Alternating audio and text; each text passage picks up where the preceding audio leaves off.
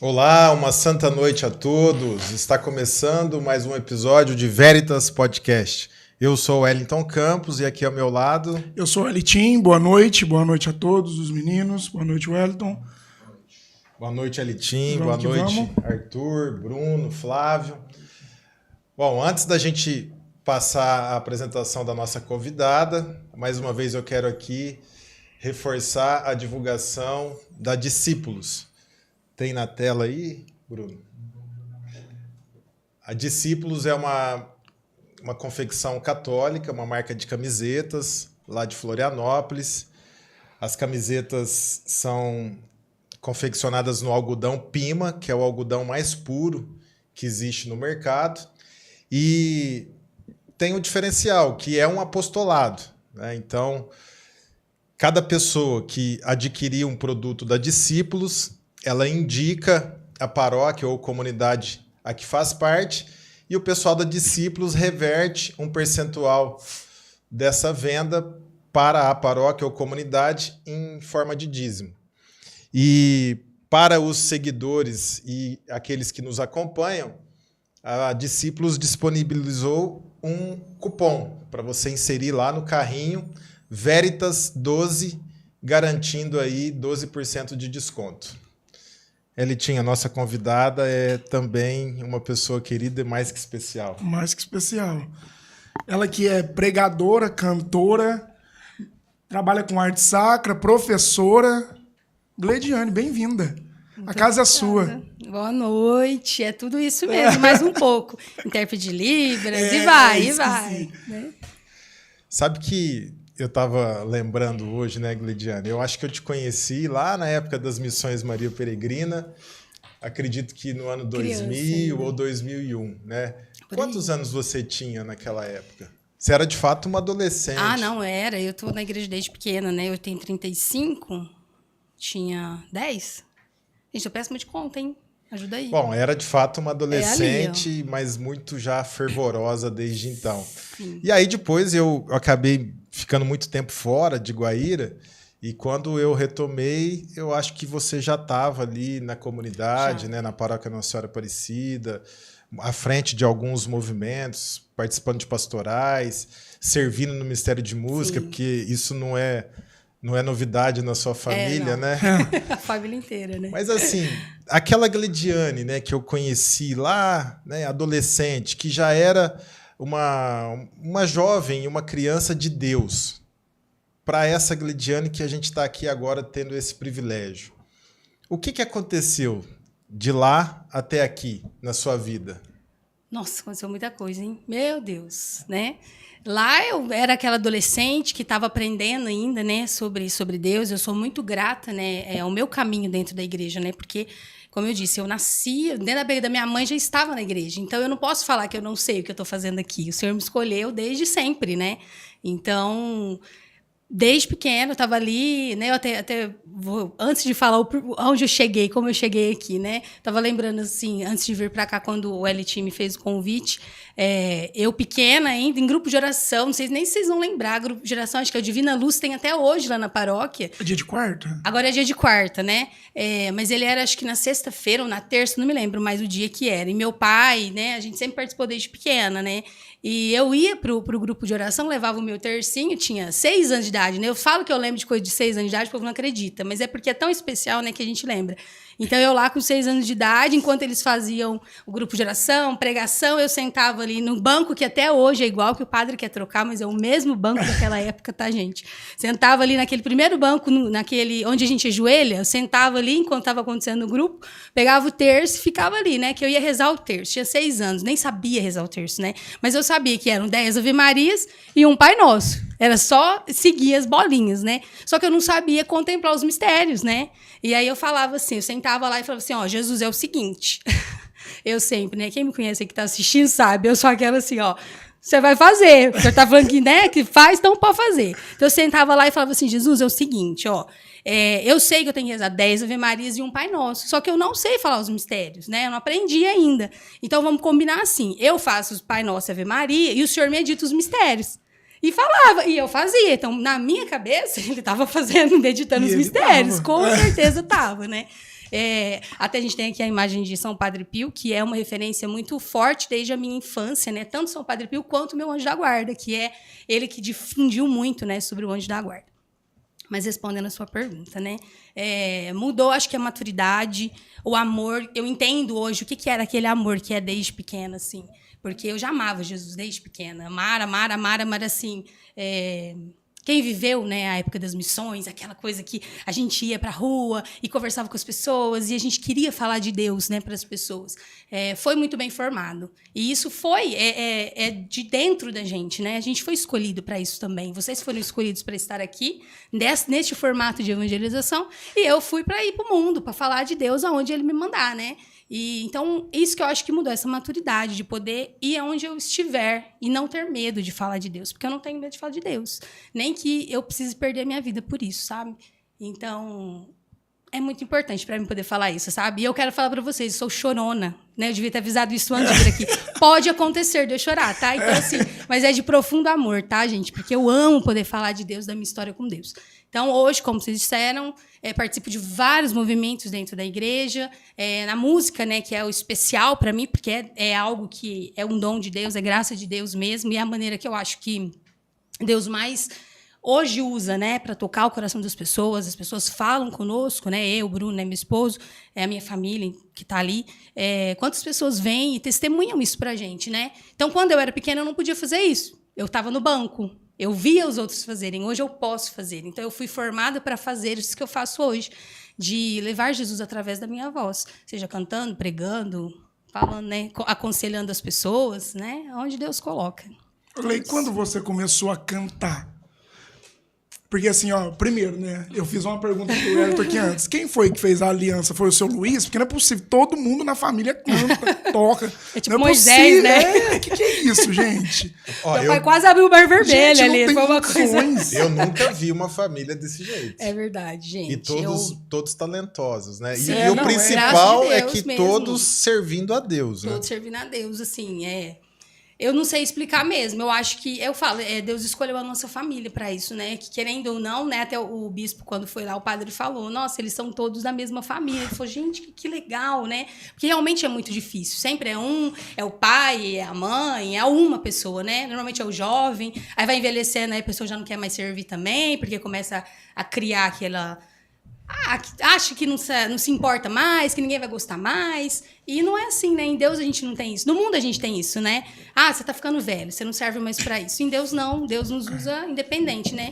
E a nossa família é muito usada, cada um dentro daquilo que serve, né? Porque durante a semana inteira tem alguém da nossa família lá. É meu pai, primo, irmã, tio, tá todo mundo ali. A galera, entendeu? Você vai em qualquer horário de missa, tem um nosso lá, né? Graças a Deus, né? E eu falo que é promessa de Deus mesmo. Inclusive, pra mim e o Bruno, né, como casal... Não, ainda casa, o cara canta ainda. Mas cantava. Ele já cantava? Então, vamos eu ia lá. te perguntar isso. Cantava.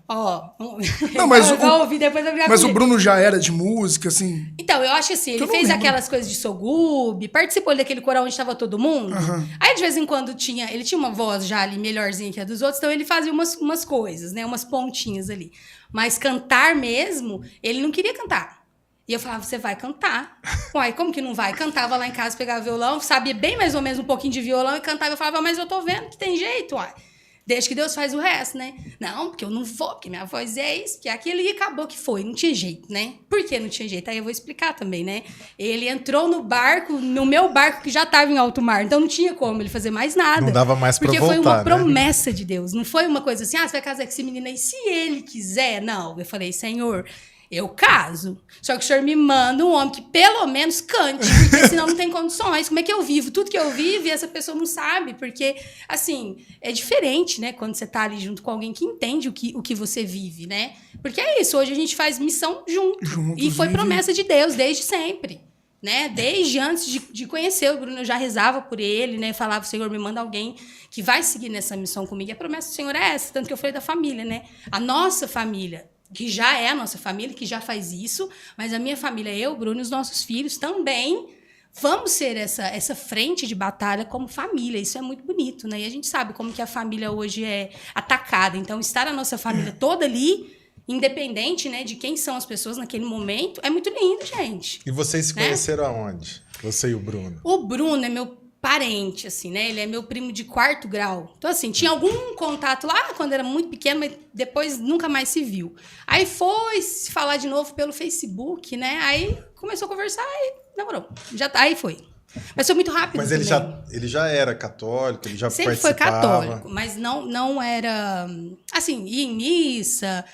É aquela coisa assim que a avó levava pra igreja, se você era obrigada a ir, vai fazer primeira comunhão, vai fazer, sabe? Então, assim, tanto que quando a gente se encontrou, ele não tinha nem crisma, porque era a primeira comunhão, aquela coisa de gente antiga, tem que fazer a primeira comunhão batizado, que aí tem que ter os padrinhos, né? Então, vai lá e chama e põe lá. Então, assim, tinha essa coisa de achar que só o batismo e a primeira comunhão tava bom. Chegou ali, depois abandona o menino, vai viver. E aí, então, ele não tinha nem o crisma, né? Mas aí eu acho que foi isso também. Ele mesmo fala isso, que se não fosse por mim, talvez hoje ele não estivesse lá. É claro que eu sei que não é isso, né? Deus que faz. Mas você ele ia foi ter um que encontrar. instrumento. Mas Deus usou, sim, né? E isso é muito importante também. A gente vê essa importância do relacionamento também, né? Então, ele não era uma pessoa de Deus assim, que ia, que frequentava, que participava, mas começou a viver isso com Deus. E olha que coisa mais linda, porque é um ministério lindo, que é muito tocado, as pessoas são muito tocadas pelo que ele faz hoje também, né? Que a gente faz junto. Então, quer dizer que era para ser, tinha que ser dessa maneira, né? O Senhor escolheu para ser desse jeito, né? Ô, Gleidiane, você que começou e nasceu dentro da igreja, né?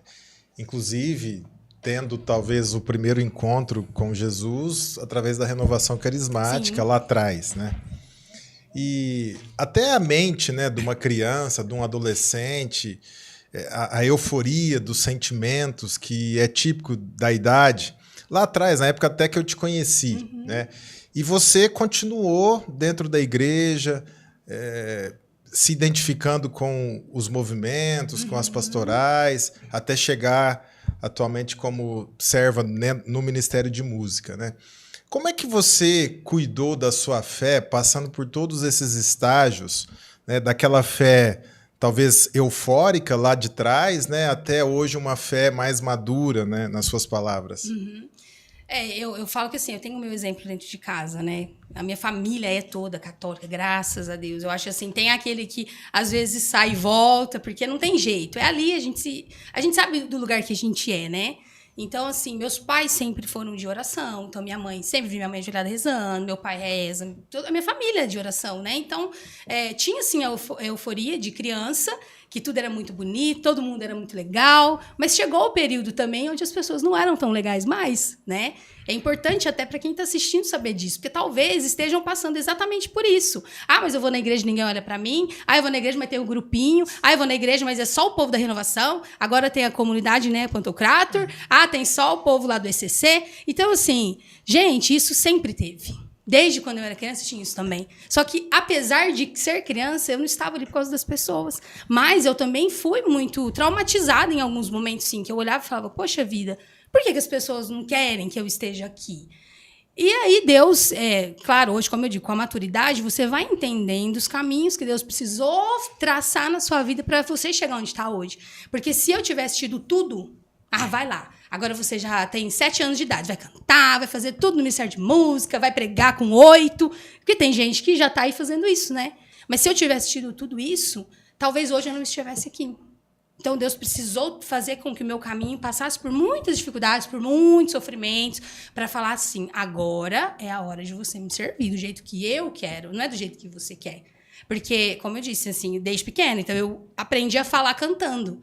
Então, eu sempre cantei, desde pequena. Então, o maior prazer que eu poderia ter era estar cantando para Deus, que era o grande amor da minha vida desde pequena. Então, quando você olha e fala, poxa, eu não posso fazer isso porque as pessoas não querem que eu faça, porque eu tive isso também, não. Ainda não é o seu tempo ainda, aquele tempo do banco, a sua hora agora de ficar sentada, de aprender. Eu precisei passar por isso também, para hoje olhar para o meu ministério e falar, não, eu sou ministra de música, eu sei o que eu estou fazendo, porque é o Senhor que me guia, né? Mas foi um caminho. Só que eu só trilhei esse caminho porque eu tive isso dentro de casa, né? Os meus pais sempre em oração, a minha família sempre em oração, minhas avós, apostolado de oração, ministro da Eucaristia, meus tios também, tios, amigos, todo mundo tá ali. eu não tive outra referência. A minha referência foi a igreja, né? Mas, como muitos jovens estão chegando hoje, adultos estão chegando hoje, né, dentro da nossa paróquia, graças a Deus, passaram por esse período, né, de viver no mundo, que a gente fala viver no mundo, né? O Elitinho está aqui também, que viveu isso também, né? Não sei se você teve seu período também. Que a gente vai lá para o mundo achando que a gente sabe o que a gente está fazendo da vida, né? Ah, eu conheço Deus, Ele não vai me deixar, eu sei o que eu estou fazendo. Você não sabe de nada, meu querido. Vou olhar para você. Você não está sabendo de nada. Porque Deus vem, faz um rebuliço na sua vida, e aí você fala, ah, tá, eu não sabia de nada. Porque eu tive um trauma muito grande, né, ali com 14 anos, que eu dei uma afastada boa, assim, né, da igreja. Não que eu me afastei de Deus, porque eu acho que nunca, porque, como eu disse, ele estava ali, né? Minha família estava ali. Mas eu parei de ficar querendo ir demais, ia no máximo na missa no domingo, tá bom? Porque eu não queria estar ali, porque foi algo que aconteceu dentro da igreja. Então, foi uma coisa que me afastou, e, graças a Deus, eu nunca questionei a Deus por isso, né? Porque eu sabia que as pessoas que tinham a sua culpa, né? Mas me afastei. E fui viver algumas coisas fora da igreja. E eu falo, nada ali me preenchia. Só que eu tinha tudo o que eu queria humanamente, que era, você está no mundo, você está cantando, todas as pessoas te elogiam, todas as pessoas amam você, você tem os amigos todos à sua volta. Por quê? Porque, gente, mesmo no mundo, quem tem talento, tem talento. Então, assim, eu não deixei de ter talento porque eu não estava na igreja, né? Então, eu fiz durante algum tempo, eu fiz barzinho, cantei em barzinho, né? Durante um tempo. E foi assim, gente, o povo ia. Quer dizer, eu era boa mesmo, né? O povo ia. Quantos anos você tinha nessa época? Eu tinha 18, 19 ali, né? E essa época você já cantava nas missas, antes já ou não? Já tinha começado a cantar, mas era assim, cantava uma missa, era mais aqui na Matriz, né? Eu cantava mais aqui. Foi numa época de... Depois eu saí da Nossa Senhora Aparecida e comecei a servir um pouco mais na Matriz. Mas aí, nesse período, eu também já não estava servindo mais, já parei, né? Aí eu comecei a só cantar em barzinho, aí é só a missa mesmo participar. E aí, o que me trouxe de volta, né? Que eu falo que Deus dá um jeito de trazer a gente de volta. Eu cantava, só que eu via que as pessoas estavam ouvindo aquela música e sentiam uma coisa que não era para elas estarem sentindo ali. Porque eles estão bebendo, fazendo coisa errada, e, de repente, chegavam em mim e falavam assim, gente, eu não sei, eu sinto uma coisa diferente quando você canta. Eu falava, gente, que diferente, eu tô cantando, sabe, pra você beber, pra você curtir a vida, e você tá sentindo diferente. Aí a última vez que eu cantei mesmo, foi um rapaz que chegou em mim e falou assim, nossa, quando você canta, e a gente vem, porque era uma pessoa que sempre estava, né, quando eu cantava, aí ele falou pra mim assim, nossa, quando você canta, parece que eu escuto os anjos cantando. Eu falei, acho que eu tô no lugar errado. Né? Não era pra estar aqui. Não era pra estar aqui. Eu falei, gente, eu tô num barzinho, as pessoas estão bebendo, como que eles estão ouvindo a voz de anjos? Não tem lógica isso aqui. Então, eu acho que foi um tapa na cara mesmo de Deus, porque eu sabia o meu caminho, eu sabia de onde eu era já desde sempre, né? Então, aí eu voltei pra casa, aí nunca mais saí. Tô aqui, né? Nos perrengues, né? E vai, você cai um pouquinho, levanta um pouquinho e vai. E o cai não é nem cair de voltar pro mundão, porque eu nem tenho vontade disso. É assim, de estar, às vezes, um momento um pouco mais desanimado, né? Você tá mais chateado, mas você continua ali. Porque a gente sabe por que nós estamos lá. Nós estamos por uma pessoa, né? Então, é onde faz todo sentido, né? Exatamente isso. Olha que legal. Eu não sabia que você já tinha feito até barzinho. Acho que ninguém sabia. Não façam isso. Pra mim, você tinha cantado a vida inteira na igreja e só, gente. Ai, quem me dera. Não, mas... E hoje, assim, a Gleidiane é esposa. E quando você, principalmente mulher, que vem de um berço cristão, católico, nasceu dentro da igreja e participou ali de todas as faixas etárias, enquanto católica, como que é hoje? Né? Eu não tenho dúvida que você é uma mulher virtuosa, né? Até pelo seu histórico de vida. E fala um pouquinho da Gleidiane enquanto uma mulher virtuosa. Eu busco, né, hoje, especialmente, né, eu falo que desde que eu me consagrei a Nossa Senhora, tem 3 anos, eu acho que isso aumentou de uma maneira diferente. Eu já entendia, já buscava, eu já tinha um amor profundo por Nossa Senhora, mas a busca pelas virtudes, ela começou a ser mais forte mesmo depois que eu comecei o meu processo de consagração. Porque, assim, você é advogado, você sabe, quando a gente põe uma coisa na cabeça, você vai fazer aquele ponto final, né? Eu acho que você é assim, não sei. Talvez ele seja... Ele é assim? Então. Então, eu vou fazer bem feito. Eu não vou fazer mais ou menos. Porque eu não estou brincando com qualquer pessoa. Eu não estou falando com qualquer pessoa, eu estou falando com Deus. Então, quando eu falei, vou me consagrar na história, vou me consagrar de verdade, sabe? Então, eu coloquei toda a minha força naquilo, de entender as virtudes, a obediência, temperança, todas as, né? Tudo isso. E foi muito difícil, porque eu não sou uma pessoa muito paciente, né? Hoje eu já sou mais, porque Deus foi me curando, né? Mas essas virtudes eu fui buscando conforme eu fui começando a entender mais aquilo que Nossa Senhora fazia, porque quanta coisa essa mulher passou e teve que ter paciência, teve que ter amor, sabe? As pessoas estavam cuspindo no filho dela, machucando o filho dela, e ela seguiu ali firme, sem falar nada. Então, ela é uma mulher mais virtuosa que eu conheço, né? Então, a partir da minha consagração foi onde essa minha busca começou. Eu acho que eu tenho... Nossa, acho não. Eu sei que eu tenho muito ainda o que buscar nas virtudes, né? Até o céu, até o dia que a gente chegar no céu. Mas também não vou dizer que eu não melhorei em nada, porque eu sei que eu melhorei muito. Meu esposo que está aí assistindo pode dizer, né?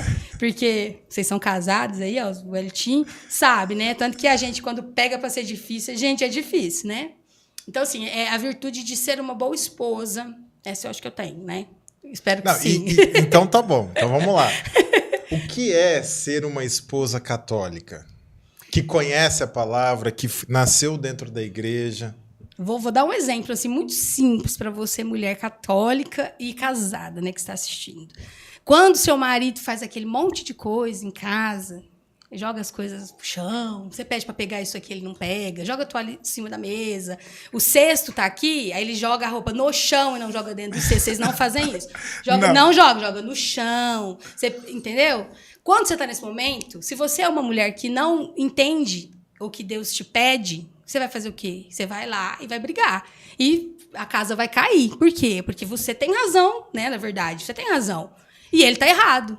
Quando você é uma mulher católica, você respira fundo. Fala, Nossa Senhora, me ajuda a silenciar o meu coração. Porque eu posso ir lá e causar um alvoroço lá dentro. Ou eu posso ficar aqui, respirar fundo, depois sentar e falar, meu querido, você fez isso, isso, isso. E não é legal. E eu vou te dizer, quando você explode, ele vai explodir também. Quando você se acalma, aí a culpa vem. Mas se ela vem, então aprenda. Deixa a culpa para ele. Entendeu? Por quê? Se você se acalma e deixa o Espírito Santo agir em você, ele vai agir nos dois. Porque essa culpa, ela é necessária também dentro do casamento. Então, eu falo assim, poxa vida, precisava? Não estava aqui o cesto, era só eu jogar ali? Mas isso só vem, gente, quando você deixa o Espírito Santo agir em tudo na sua vida. E é isso mesmo. Sabe, eu não sei se vocês fazem isso, né? Mas o Bruno, às vezes, perde as coisas em casa.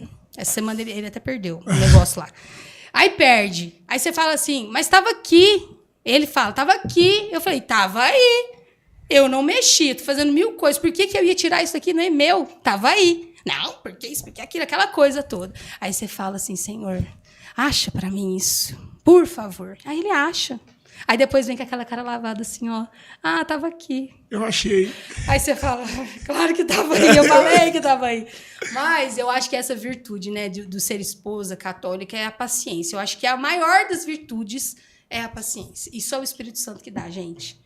É a virtude de rezar pelo outro, de pedir a Deus pelo outro, pelas misérias do outro também. E entender que não é só ele que é miserável. Você também é, e muito mais, talvez, do que ele. Porque eu sempre falo, a mulher, a Bíblia fala, né? É a mulher que edifica, que vai fazer o caminho dentro da tua casa, é a mulher que faz. O homem só vai atrás. Ele é a cabeça, né? Mas a mulher é o corpo. Que faz as coisas acontecerem é a mulher. O homem pode até direcionar. Nossa, eu gostaria que fosse aqui. Mas eu que tenho que pegar. O braço é meu. A perna é minha. Eu caminho. Eu faço a minha casa caminhar, né? Então, se uma esposa ela não está em oração, em sacramentos, ela vai destruir a casa dela. E ela nem vai poder colocar a culpa no esposo. Porque muitas vezes o homem que vai seguindo, né, a esposa nesse caminho. Ah, não quero ir na missa hoje. Aí é difícil ter um homem que firma. Fala, peraí, ué, como assim, né? Claro que quando nós temos um homem que também está seguindo esse caminho, é mais fácil. Mas, olha, eu conheço, assim, grande maioria, que se a esposa não ficar no pé, mesmo sendo pessoas de igreja, pessoa também, então tá, depois outro dia a gente vai, depois a gente confessa, sabe aquela coisa assim, vai levando assim? Então, e tá errado, a gente sabe que tá errado, viu? Mas é isso, precisa de alguém para falar, não, é aqui o caminho. E essa pessoa é a esposa. Tanto que na educação dos filhos também, nós não temos filhos ainda, mas a gente fala muito sobre isso. Então, assim, na educação dos filhos, os dois precisam estar de acordo. E uma coisa que tem que estar de acordo é, meu filho vai ser criado na igreja católica, ponto. Não tem outra discussão. Mas eu acho que você não tem que achar. Gente de fora não acha nada dentro do casamento dos outros. É esse ponto. Eu sou católica, meu esposo é católico, nós vamos criar os nossos filhos e a nossa vida vai ser católica. Aqueles que não quiserem estar aqui, um beijo e um abraço. Segue sua vida, nós rezamos por você. Mas aqui dentro é a gente que comanda. E o que eu percebo muito hoje dentro dos casamentos é que todo mundo palpita. Palpita na gestação, palpita em quantos filhos você vai ter. Se você tem 3, tá bom. Se você tem 1, é pouco. Se você tem 5, onde já se viu. Isso nunca tá bom. Né? Se você é uma esposa que entende o papel do seu esposo, você tá errada. Mas onde já se viu que ele é a pessoa principal, a prioridade da minha vida é meu esposo. Eu falo isso às vezes, as minhas falam, imagina, gente, a prioridade é meu filho. Não é, a prioridade é o nosso esposo, né? E da vida dele é a gente também. Porque quando um é prioridade do outro, você educa bem seus filhos. O amor que os filhos recebem é muito maior espelho, de pais, né? Que se amam, que se respeitam, que se tem como prioridade. O filho não deixa de ser uma prioridade na vida, mas é uma prioridade na vida dos dois, né? Então, assim, eu sou muito feliz por ser casada, né? Dá pra perceber. E hoje a gente teve uma agradável surpresa quando você chegou aqui com essa imagem de São Padre Pio, né? E qual que foi a sua experiência na mística de São Padre Pio? Então, eu estava comentando com os meninos na hora que eu cheguei, né? São Padre Pio é o meu pai espiritual, né? E todos os filhos, né, espirituais de Padre Pio, de alguma maneira, recebem uma confirmação de que você foi escolhido para ser filho do Padre Pio, né?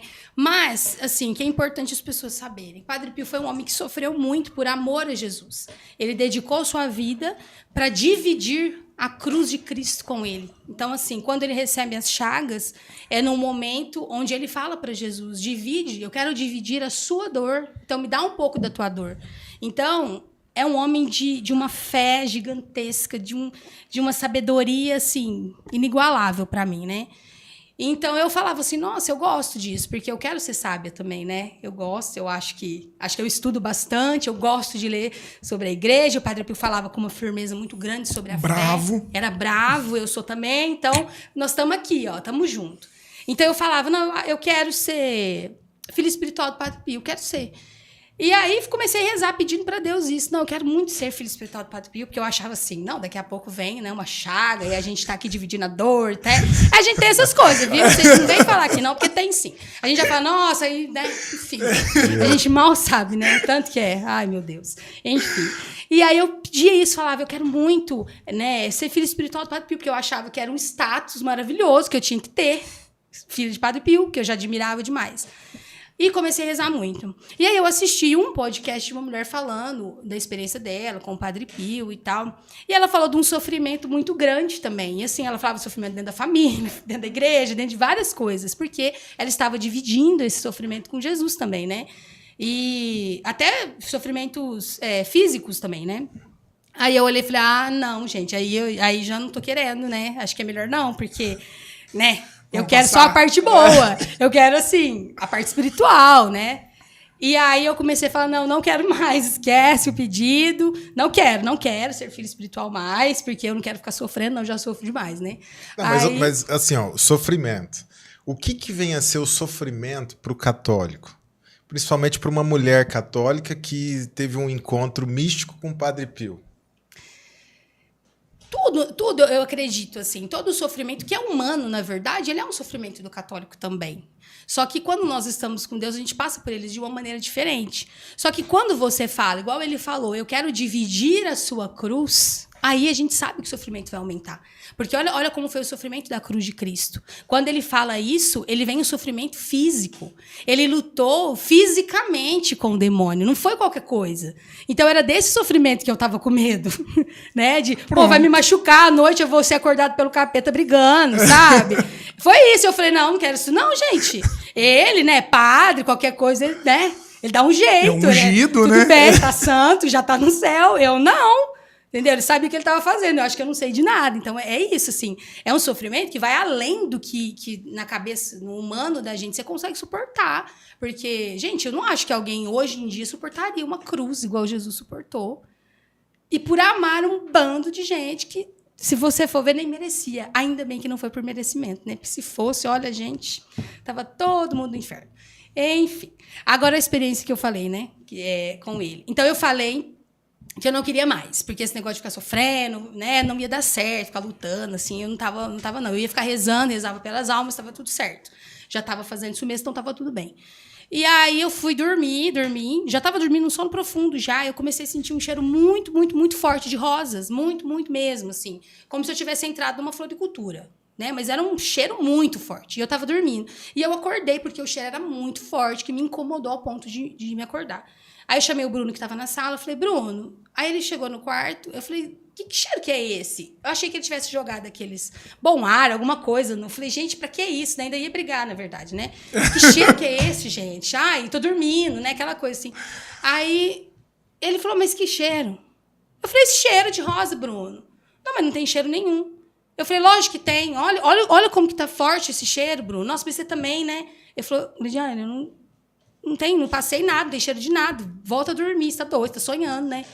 E, tá, eu falei, gente, eu tô sentindo. E ficou bastante tempo, né, esse cheiro. E voltei a dormir. No outro dia, porque ficou um incômodo. E é engraçado que a gente sabe que tem alguma coisa. Que eu sabia exatamente o que procurar para saber o que tinha acontecido naquele dia, né? E eu fui procurar qual que era algum sinal do Padre Pio, dos santos. E aí eu descobri que tem um nome, que depois vocês procuram, que eu não me lembro qual que é o nome, que é que os santos, alguns santos tinham isso de exalar perfume de rosas, né? E aí eu, pesquisando, vi que era uma maneira do Padre Pio de chegar e escolher o seu filho espiritual. Então, naquela noite, eu fui escolhida como filha espiritual do Padre Pio. E digo dos sofrimentos. Muitos sofrimentos começaram a acontecer. Não porque eu acho que a gente já tinha que passar por tudo que a gente passou, sim. Mas eu acredito que alguns sofrimentos mais espirituais mesmo, Deus nos permitiu, a partir dessa escolha de Padre Pio, porque ele precisava me amadurecer dentro desse sofrimento. Porque o meu medo era, vou lutar com o demônio, eu vou ter que... né? E não. Ele foi me amadurecendo no sentido de sofrer o sofrimento do outro. Isso foi uma das coisas que eu mais aprendi com o Padre Pio. Porque ele sofreu o sofrimento de Jesus. E ele me ensinou a sofrer o sofrimento dos outros, né? Então, nesse ano, né, de escolha, né, sendo filha espiritual do Padre Pio, foi o ano que eu mais me dediquei às pessoas, a ir na casa das pessoas. Ah, tô passando isso aqui, vamos rezar um terço na sua casa. Fui, sabe? Então, assim, que eu mais saí para fazer, né, aquela que é a vontade de Deus. Então, eu creio que isso só foi possível porque eu me apeguei muito no exemplo do Padre Pio, né? Que também fazia isso. Ele ficava o dia inteiro confessando as pessoas, né? 9, 12 horas, se fosse preciso, sem comer. Então, assim, eu olhava para ele e falava, o que é 1 hora, 1h30, que eu vou na casa de alguém, rezo um terço e converso e sei o que está acontecendo, sabe? Não é nada. Porque eu não posso confessar, porque eu não sou padre. Mas eu posso fazer a minha parte. Então, aí ressignificou a questão do sofrimento, para mim, que você perguntou. Não era o sofrimento físico, era o meu desgastar pelos outros. Gastar a minha alma, gastar a minha vida, para que os outros conhecessem o Jesus que eu conheço. E eu vi isso acontecer de maneiras incríveis durante esse ano. Mulheres que a gente foi rezando que ficou grávida, sabe? Enfim, muitos milagres que o Senhor foi fazendo na vida dessas pessoas. E eu sei que, de uma maneira ou de outra, o Senhor me usou na vida de muitas dessas pessoas, né? E eu sou muito feliz, muito grata por isso. Então, a experiência com ele foi essa. Eu sou apaixonada, né? Assim, sou suspeitíssima para falar, né? Além de ser lindo, né? Que beleza. Vou contar uma coisa para vocês. Isso eu até ia trazer uma foto, que é isso eu realmente pensei para falar para vocês. Que é uma coisa que vocês não sabem, a maioria não sabe. Estava contando lá de quando eu tinha 6 anos de idade, desde que eu aprendi a falar ali, 5, falava bem, já sabia mais ou menos o que você estava falando, 6 anos, eu falava que eu ia para o convento. Desde os 6 anos. Falava que eu vou ao convento. Essa fase eu lembro. Você lembra? Eu lembro disso perfeitamente. Vou chegar até nessa parte. Chegou, porque ali ainda tinha 6, né? Acho que eu tinha uns 10, eu acho. Mas talvez. isso eu lembro perfeitamente. E eu achava que ia, hein? E fui, né? Não sabia disso. É a parte que eu vou contar pra Tá vocês. brincando. Fui. Muita gente não sabe disso, né? Faz tanto tempo, né? Nem 35. Gente, Tava eu com era do 10. mundo, tá? Tudo bem. Eu não lembro. Então eu tinha 6 anos, aí eu falava que eu ia pro convento, que eu queria ir pro convento, né? Era a única coisa na minha vida que eu sabia que eu queria era ir pro convento. Eu não pensava em mais nada. Minha vida era, vou pro convento. Por quê? A minha santa de devoção desde pequena era Santa Terezinha. Aí eu achava ela linda, né, gente? Aí eu falava, gente, eu quero ser igual ela. E tinha um negócio. E ela tinha o véu, né, que ela usava preto, e eu tinha o cabelo comprido, e eu ficava fingindo que era, né? Punha toalha, assim, falava, aqui meu véu, né? Aquela coisa de criança, né? Mas porque eu era da igreja, porque senão não teria essa vontade, né? Tem gente que quer ser médica, eu queria ser freira. E fiquei durante muito tempo, né? Aí tinham retiros, que eles mandavam cartinha no final. Lembra disso? Tinha uns retiros que no final tinha uma carta lá, que o pai mandava uma carta pra você. Aí eu tenho essa carta lá até hoje. Eu devia ter uns 10 anos, né? E a minha mãe e meu pai escreveram essa carta falando que se esse fosse o meu desejo, que eles estavam comigo, que sim. Então, assim, até os 10 anos eu ainda falava sobre isso. E aí veio a fase que você vai lembrar. Então, era Santa Terezinha o foco, né? Foi. Aí eu fui para um rebanhão de carnaval em Barretos, que acontecia lá no Jockey Club. Todo ano tinha. E eu ia todo ano, né? Ficava lá 5 dias, na época do carnaval, então os jovens iam para lá. Eu era criança, mas eu ia. E tinha uma turma que era da Fraternidade Toca de Assis, não sei se você já ouviu falar, que é de São Francisco, né? Seguia um carisma de São Francisco de Assis. E eu via aquele pessoal vestido de marrom, uma roupa muito simples. Tem Você eles lembra aqui que você ainda conheceu ou o não Patrick? tem mais? Você lembra do Patrick? De Campinas? Conheci o Alan, conheci uma galera aí. Tem que eles era... ainda ou não tem mais? Tem, mas aí não é o Padre bem? Roberto que tá mais à frente, né? Ah. Tem outra pessoa à frente. Mas então eu via eles lá, ficava num cantinho, eles eram muito felizes, lembra disso? Eles eram muito felizes, era um povo que ria demais, brincava demais. Eu falava, gente, eu quero ser isso. A primeira vez que eu vi eles foi no Beracá. Maravilhosos, né? E eu ficava assim, gente, eu preciso disso, é isso que eu quero. Porque a Santa Terezinha era mais tranquila, né? E nessa época já tinha a casa em Barretos, da Toca de Assis? Tinha a casa dos meninos. Isso. Dos meninos, não, tinha a feminina. Depois veio ter a feminina. Então, realmente... Tinha que ser devoto de Santa tem que ter- Teresa d'Ávila, mulher. Brava Também. desse jeito. Também sou. Mas eu falo, sabe o que eu tava pensando sobre isso esses dias, É. né? As pessoas têm um preconceito com a gente. Porque a gente é bravo. Aí acho que assim, imagina que vai ser devoto de Santa Terezinha. Melosa do jeito que ela bem é, né? que eu sou devoto de Santa Terezinha. Você imagina se eu fosse só de Santa Ela Teresa que d'Ávila e Padre segura, Pio? né? Entendeu? Gente, tem que ter um meio termo. E aí lá, eu comecei a ter esse contato com eles. Aí tinha a casa dos meninos em Barretos, não tinha feminina. Eu vinha direto, toda semana eu tava aqui, porque eu queria morar. Por mim, eu morava com os meninos mesmo, né? Mas não podia. Aí eu comecei, falei, não, eu quero viver isso aqui. Aí eu já tinha uns 11, né? 12 anos. Eu quero viver isso aqui. Aí eu falei, mãe, quero cortar o cabelo. Bem assim. Ela falou, pra quê? Eu falei, porque eu quero ir pra toca. Então eu já quero cortar o cabelo. Aí ela falou, se você quer, então tá. Meu Tem tesoura, Deus. não tem? Sabe? Curtinho. Joãozinho, menininho de tudo. Eu não vou trazer foto. Você devia Eu ia trazer a foto. Depois eu mando pra vocês, vocês postam lá. Vou mandar, faço questão. Pra vocês verem que não é mentira. Cortei, Joãozinho, curtinho. E comecei a usar só a roupa marrom também. Só saia longa até o pé e camiseta. Essa parte acho que você vai lembrar. Eu lembro que é bem, disso. bem nesse período. Lembro. E comecei a viver aquilo. E o carisma deles era a adoração a Jesus sacramentado, que pra mim é... Né? 24 horas de adoração. 24 horas de adoração, eles estão ali, né? E o cuidado com os irmãos mais necessitados, que também é a paixão da minha vida. Então, eu fiquei assim, gente, é isso aqui. E eu tinha isso no meu coração. Eu sabia que era aquele carisma, era aquilo que eu queria viver.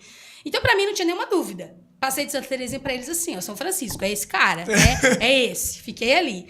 E comecei a ir muito, né? E aí, com 14 anos, eu comecei... Ainda com 13, né? Comecei o meu processo de discernimento vocacional. Então, você tem que fazer retiros, mandar carta. Não tinha casa feminina aqui, na região, né? Só tinha longe, só tinha aqui em Barretos, mas era masculina. Então, eu tive que ir para Campinas fazer, porque não tinha diocese regional, não tinha estadual, né? Então, me mandaram lá para Campinas, lá, que dali já ia pro Tocão, que tinha antigamente, eu nem sei se tem mais hoje, mas o Tocão que acontecia na Canção Nova. Mas primeiro você tinha que fazer uma experiência, tinha que morar lá na casa. Eu tinha acabado de fazer 14, isso foi em outubro, ela mandou a carta, nós estamos te convidando, então, já que não tem o retiro na região onde você mora, você vem para Campinas, vem ficar um período aqui com a gente para fazer esse discernimento vocacional, para ver se é isso que você quer. Eu falei, ué, vou. Tô fazendo nada, né? Mas e a escola? Gente, de verdade, eu agradeço tanto a Deus pelos meus pais, porque eles podiam ter falado, não vai. Vai. É isso que você quer? Vai. Sempre foi. Minha mãe, principalmente, né? Sempre falou, é isso que você quer? Você quer viver isso? Vai lá, então. Porque ela sempre falava, nossa, seria a maior alegria da minha vida, se for isso mesmo, se for a sua vocação. Então, assim, vai lá e vê o que vai acontecer. E fui, né? Vivi com aquelas meninas, assim, foi incrível, foi maravilhoso. Fiquei quase um mês lá com elas. Foi lindo, gente, de verdade. Eu falo que hoje o que eu vivo, o amor que eu tenho, tanto por Jesus sacramentado, quanto pelas pessoas, pelos mais necessitados, eu aprendi com a Toca de Assis. E sou muito grata. Então eu falo que não era a minha vocação, né? Não era a minha vocação lá dentro. Porque o carisma deles é o que eu vivo na minha vida, né? Então, é tipo a comunidade de aliança que eu entendo. Eu vivo na minha casa, na minha vida, como uma comunidade de aliança da fraternidade. Então, fiquei lá com elas, cuidei de gente doente, muito doente, gente com feridas enormes, gente na rua, né? Dia de quinta e sexta, a gente fazia 4 horas de adoração direto, né? Eu não lembro o nome, era Passo Domini, se eu não me engano. Então, depois de madrugada, você ia pra rua para poder recolher as pessoas na rua. Era uma loucura, gente, aquilo. Foi a primeira vez na vida que eu vi, assim, ó, um povo feliz porque não tinha nada para comer, sabe? Mas eles eram tão felizes, eu amava tanto aquilo. Eu nunca tinha comido sopa de feijão na minha vida. Mas era aquela sopa de feijão que tinha água e 2 feijões. E tudo bem, e você tava ali, né? Então, assim, eu vivi. Eu falo que eu fui, né? Porque eu fiz essa experiência vocacional que foi incrível. Eu acho que sim, todo jovem deveria passar por uns períodos, nem que fosse uma semana, ir para uma comunidade, ver como que é, porque a gente deixa o nosso egoísmo, né? O nosso orgulho, e você tem que viver pelo outro, né? Isso é muito bonito. Quando eu cheguei num dia lá, no primeiro dia, aí no segundo dia tinha que ir para a missa. A missa começava às 6. Campinas na era longe. Catedral de Campinas. Não era na catedral, era num lugar perto. Eu ficava na Chácara Santa Clara. Tinham várias casas lá, né, de missão. E a gente tinha que sair da casa às 5 horas, então eu acordava às 4. A gente ia dormir à 1, porque tinha adoração. Então chegou, fez a adoração, deitei um pouquinho, deixei as coisas lá. 4 horas, 4h30 já estava em pé para começar a se preparar para a missa. 5 horas saía numa perua para ir para a missa. Aí, nesse dia que eu cheguei, eles estavam arrumando uma das ruas. Então, você tinha que chegar até um lugar, dali para lá você ia a pé até na igreja. O que aconteceu? Na toca nada é de ninguém. Tudo é de todo mundo. Tanto de quem era irmã, quanto das pessoas que moravam, né? Os atendidos, né? Então, eu cheguei, coloquei minhas coisas, pus meu chinelinho lá, que a gente andava de chinelinho sempre, não tinha sapato, não sei se você vai lembrar também. Era saia comprida, chinelo e camiseta. Era isso. E a cruz de mão, né? E a cruz, e o tal. Né? Também, era um tal. Que a gente usava também. Então, nesse dia, a gente foi. A hora que eu levantei, cadê meu chinelo? Alguém pegou o meu chinelo. Não dava tempo de procurar chinelo. Não sei como que não sobrou um chinelo, porque o meu era mais. Não sobrou. Fui descalço. Frio, gente. Frio. Devia estar uns 7 graus, assim. Muito frio. Fui descalço. E, assim, eu falo que foi provação atrás de provação. E Deus falando, você vai fazer. Você quis vir até aqui, você vai fazer. E eu fui. E aí tinha esse período que tinha que andar a pé, que era longo. Descalço, eu fui até na igreja. Participei da missa descalço. E com medo das pessoas ficarem olhando, né? Porque falavam, gente, chamar mais atenção o meu pé. Mas eu estava tão acostumada com o pessoal da toca, que era tão assim, né? É para ver Jesus? Eu vou, né? Então eu falo que eu aprendi muito. Foi incrível. Essa minha experiência vocacional, que ninguém sabe, né? Então, que eu falo poucas que eu fui... pessoas sabem, né? Não, a maioria não sabe, né? Muita gente não conhece. Vamos ver os comentários? Tem comentário aí, Bruno? Ai. Silvia Costa, boa noite, a paz de Cristo. Cleusa Ferreira. Jefferson Silva, meu parceiro. Moleque bom também, né? Pra gente convidar aqui. História bonita. Kainan dos Santos, boa noite. Rosimeire. Boa noite, Natália, Laurinha. Gente, não tem nenhuma pergunta pra Gleidiane, não é possível. Pode mandar pergunta, pergunta. é que a gente não falou que Ó, a a gente podia Natália mandar tá falando, pergunta. Glei e o Bruno nos encanta e toca com a música. Olha lá o Bruno, ó. Apareceu, Boa noite, né? Bruno. Ó, o Brunão aí, verdade verdadeira. Ah, a Silvana falando dos casamentos. É isso aí. Qual Sim, que é essa exatamente. experiência sua e do Bruno, né? Sendo responsável pelas músicas nas celebrações dos matrimônios? Foi assim, meio que aconteceu, porque acho que falo que Deus quis. Porque a gente já cantava, né? Já participava das missas e tal.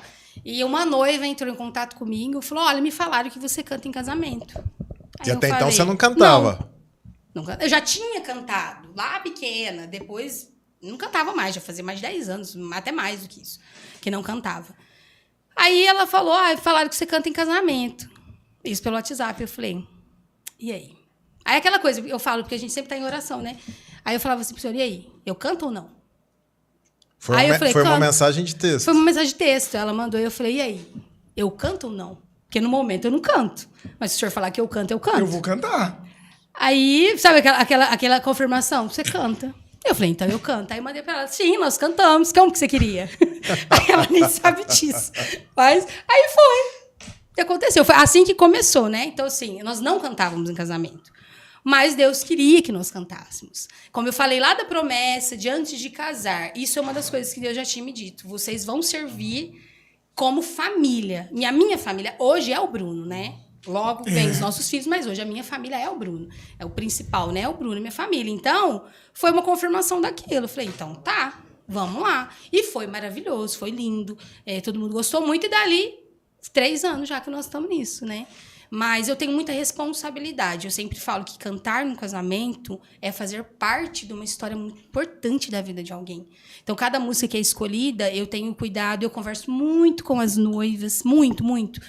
Olha, eu queria essa música. Aí eu falo, olha, então, olha bem essa música aqui, olha o que ela fala. Será que isso é legal pro seu casamento?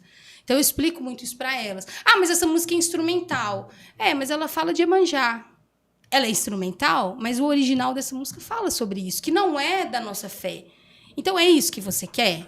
Então, eu sempre tenho esse cuidado de conversar isso com elas, né? Inclusive, essa primeira noiva foi uma das músicas que ela pediu, falava disso. E ela não tinha visto, porque ela lembrava só do início da música que ela queria. Aí eu falei, mas eu não canto. Se você quiser que eu cante, precisa ser dentro do contexto da Igreja Católica. E aí ela falou, não, então vamos escolher. E aí foi indo, o Padre Diego tem uma confiança muito grande, né? Até elas falam pra mim assim, ó, o Padre Diego perguntou quem ia cantar. Aí fala, Gleidiane e o Bruno. Não, então não precisa me passar nada, Tranquilo. pode deixar que eles resolvem. Então, assim, que bom, né? Quer dizer que a gente tá fazendo a coisa do jeito certo. Eu tenho muito cuidado, muito zelo pelas coisas de Deus, pelos sacramentos, principalmente, né? Então, é uma música, ela tem que ser bem cantada, né? Mas ela também precisa fazer sentido. Eu falo, é do amor de Deus que você está falando. É um sacramento, sabe? É algo muito bonito para você colocar qualquer coisa lá. Ah, vou colocar Titanic. Teve uma época que tudo era Titanic, aquela música do Titanic. Por que você vai querer colocar a música de um filme que morreu milhares de pessoas no seu casamento? Não faz sentido. É linda? Mas não faz sentido.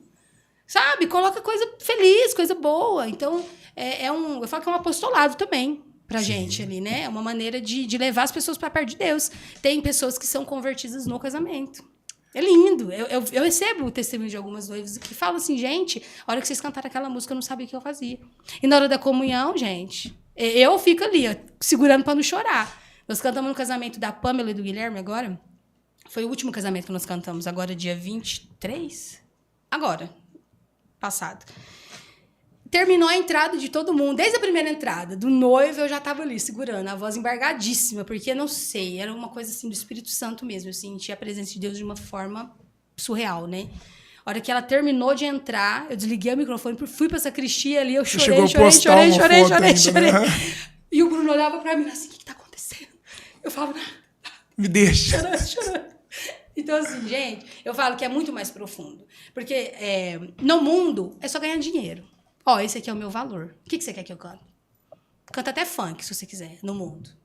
Mas em Deus não. Tudo é muito profundo, né? Então, todo o casamento, ele traz isso. Vocês estão lá na pastoral familiar também, vocês sabem. Cara, é muito profundo quando você vê a história sendo construída dia após dia. Cada música que te manda, você sabe por que aquela pessoa escolheu aquela música. Vocês que estão ali com eles nos encontros. Você vê a maturidade que vai crescendo naqueles noivos. É muito legal. Então, assim, não pode ser uma pessoa que está ali só por causa do dinheiro. E eu sempre digo, se você for casar, contrate pessoas que são católicas, que saibam o que está acontecendo. E de preferência que sejam pessoas casadas, porque isso para mim também faz diferença. Muita diferença. Porque eu e o Bruno, a gente entende o sacramento que está acontecendo ali. Uma pessoa solteira não entende ainda o que está acontecendo ali. Então, é um sacramento muito importante, que ressignifica o nosso casamento todas as vezes que nós cantamos. Porque cada homilia que está sendo feita para os noivos, ela é feita para nós também, né? Isso é muito importante. E para nós que servimos a Deus, que evangelizamos como casal, essa força de ouvir de novo de Deus, tudo aquilo de novo, é sua cruz que está aí do seu lado, é muito importante também. O Gle, você falou sobre evangelizar com a música. Sim. E levando a palavra de Deus na pregação, quando começou? Eu comecei no Terço das Mães que Oram pelos Filhos. Que eu comecei a fazer a formação. Lá é uma formação, né? Mas assim, eu fui formada para ser pregadora, né? Então, mesmo dando formação, ensinando, porque a formação é diferente da pregação, né? Na formação você ensina coisas. Na pregação você fala mais pelo espírito mesmo, né? Então, eu faço uma junção das duas coisas lá no Terço das Mães, né? Tem uns 3 anos, 2 anos. Recente. 2 anos. É recente. Pregação é recente. Então, eu comecei essa formação lá. E o ano passado, tem 1 ano e pouco, comecei nos grupos de oração da RCC, né? E aí a coisa só começou aí. Só foi, tá lá. E a gente tem o nosso Ministério de Música, né? Que faz missão já na Diocese. Nós já fomos em algumas cidades. Você, o Bruno. Eu, o Bruno, o João Pedro, o Evaldo. O Jota, né? Com o Emanuel. O Jota, que é do Carrom, e o Evaldo. Nós 4. Então, assim, é muito legal. Não, tá bom. É muito legal porque a gente leva a música. A gente leva a pregação. E aí você vê a coisa começar de um jeito e terminar, sabe assim, com aquelas pessoas cheias de Deus. Isso é muito, muito, muito bom. Eu amo pregar, eu amo falar, né? Como vocês podem perceber, eu falo bastante. Então, eu falo com o maior amor do mundo. Eu olho para aquelas pessoas e eu falo, poxa, talvez eu seja a única resposta que essa pessoa está precisando, sabe? Então, por isso que eu prego com todo o meu amor, porque é isso que a gente se prepara e você fala, não, eu vou cantar, mas eu vou cantar como se essa fosse a última música que eu vou cantar. Por isso que, igual os meninos estavam, eu vi em algum comentário aí, você e o Bruno, vocês emocionam a gente com a música e tal, mas antes de chegar para as pessoas, chega para nós, porque Deus primeiro toca o nosso coração. Nós somos transformados pela música primeiro. Por isso que chega de um jeito diferente para as pessoas, porque Deus já agiu na gente primeiro, sabe? Então, nossa, é muito gostoso poder olhar para as pessoas e falar, nossa, eu fiz diferença na vida dessa pessoa, através do Deus que eu sirvo, né? Porque não é a gente, mas é muito bom, muito bom. Ipuã, tem um pessoal maravilhoso lá em Ipuã, que a gente ama de paixão também, que acolheu a gente como se fosse parte da comunidade deles também, nesses períodos de pregação, de evangelização, pessoal de Barretos, enfim. É uma pessoal da diocese, assim, é muito lindo, cara. É uma maneira que Deus escolheu para a gente evangelizar. Então, como eu digo, é o eis-me aqui, né? Quando você fala, Senhor, estou ao seu dispor, ele fala, então tá bom, então vai trabalhar. Não vai ser pouco, não, né? Eu tenho agora, chegando no final de ano, eu faço uma oração, né? As pessoas fazem aquelas listinhas que troca o ano, que vai pra academia, que vai pra aquelas coisas, todo mundo, que ninguém cumpriu nada, né? Eu fiz muito isso já, né? E nunca cumpri nada também, né? E aí, chega novembro, final de novembro, começo de dezembro, esse é o 3º ano, né, que eu faço isso. Eu comecei a me colocar em oração e pedir para Deus direcionar o meu próximo ano, né? Porque eu não fazia isso. Eu ia lá para missa, participava do Natal, tudo aquilo que a gente, né, participa, mas acabou, aí fazia a listinha lá que não fazia sentido. Aí eu ficava assim, mas eu tô te servindo, precisa fazer sentido, o Senhor precisa direcionar, né? Então eu comecei a fazer isso, comecei a rezar. Então, eu falo, o Senhor me coloca uma palavra, o Senhor me coloca uma música, me mostra qual que é o meu caminho. E eu vou seguir. Isso que o Senhor me falar aqui vai ser o que eu vou seguir durante esse ano inteiro. E mais, se for preciso, né? Então, lá no final de 2022, né? Eu fiz essa oração. E a palavra que me vinha era isso. Eis-me aqui. Aí eu falava, eis-me aqui. O que é eis-me aqui? É servir. É servir. E eu digo, 2023 foi o ano que eu mais trabalhei dentro da igreja. Mas foi muito, gente. Muito, assim, ó. De ficar mais dentro da igreja que fora. Entendeu? Eu falo que tem um banco lá que tem meu nome. De tanto que eu fiquei lá dentro, sabe? E final de 2023, fiz a mesma oração. E aí na missa de Natal mesmo, né? Que o Senhor me deu essa resposta. E a minha palavra era me consumir de amor por Jesus. E aí me vem o Padre Rafael, né, na missa do dia 25, se eu não me engano, e fala, faça desse ano o seu ano de intimidade, de Jesus ser seu amigo. Eu falava, é isso mesmo, é de consumir de amor, é conhecer Jesus para amar Jesus, né? E tem sido um momento assim que eu tenho amado muito mais a Jesus do que nos outros anos, que eu tenho conhecido mais profundamente, né, a Deus. E eu indico para todo mundo fazer a mesma coisa. Ao invés de fazer listinha que não vai cumprir, se coloque em oração e fala para Deus direcionar. Às vezes é uma música, né, que Deus vai colocar. Até as duas são músicas, tem músicas, né? Só por ti, Jesus, quero me consumir, que é a minha música desse ano, né? E eu falo que eu ouvi tanto essa música esse ano que eu falo, de repente essa música apareceu. Deus fala assim, não esquece não, que eu te falei, né? E nesse seu ministério, né, de pregação, o bom é que quando você prepara as pregações e chega na hora, o Espírito Santo muda tudo, né? Acontece muito. Fui pregar em Jaborandi tem, acho que uns 2 meses.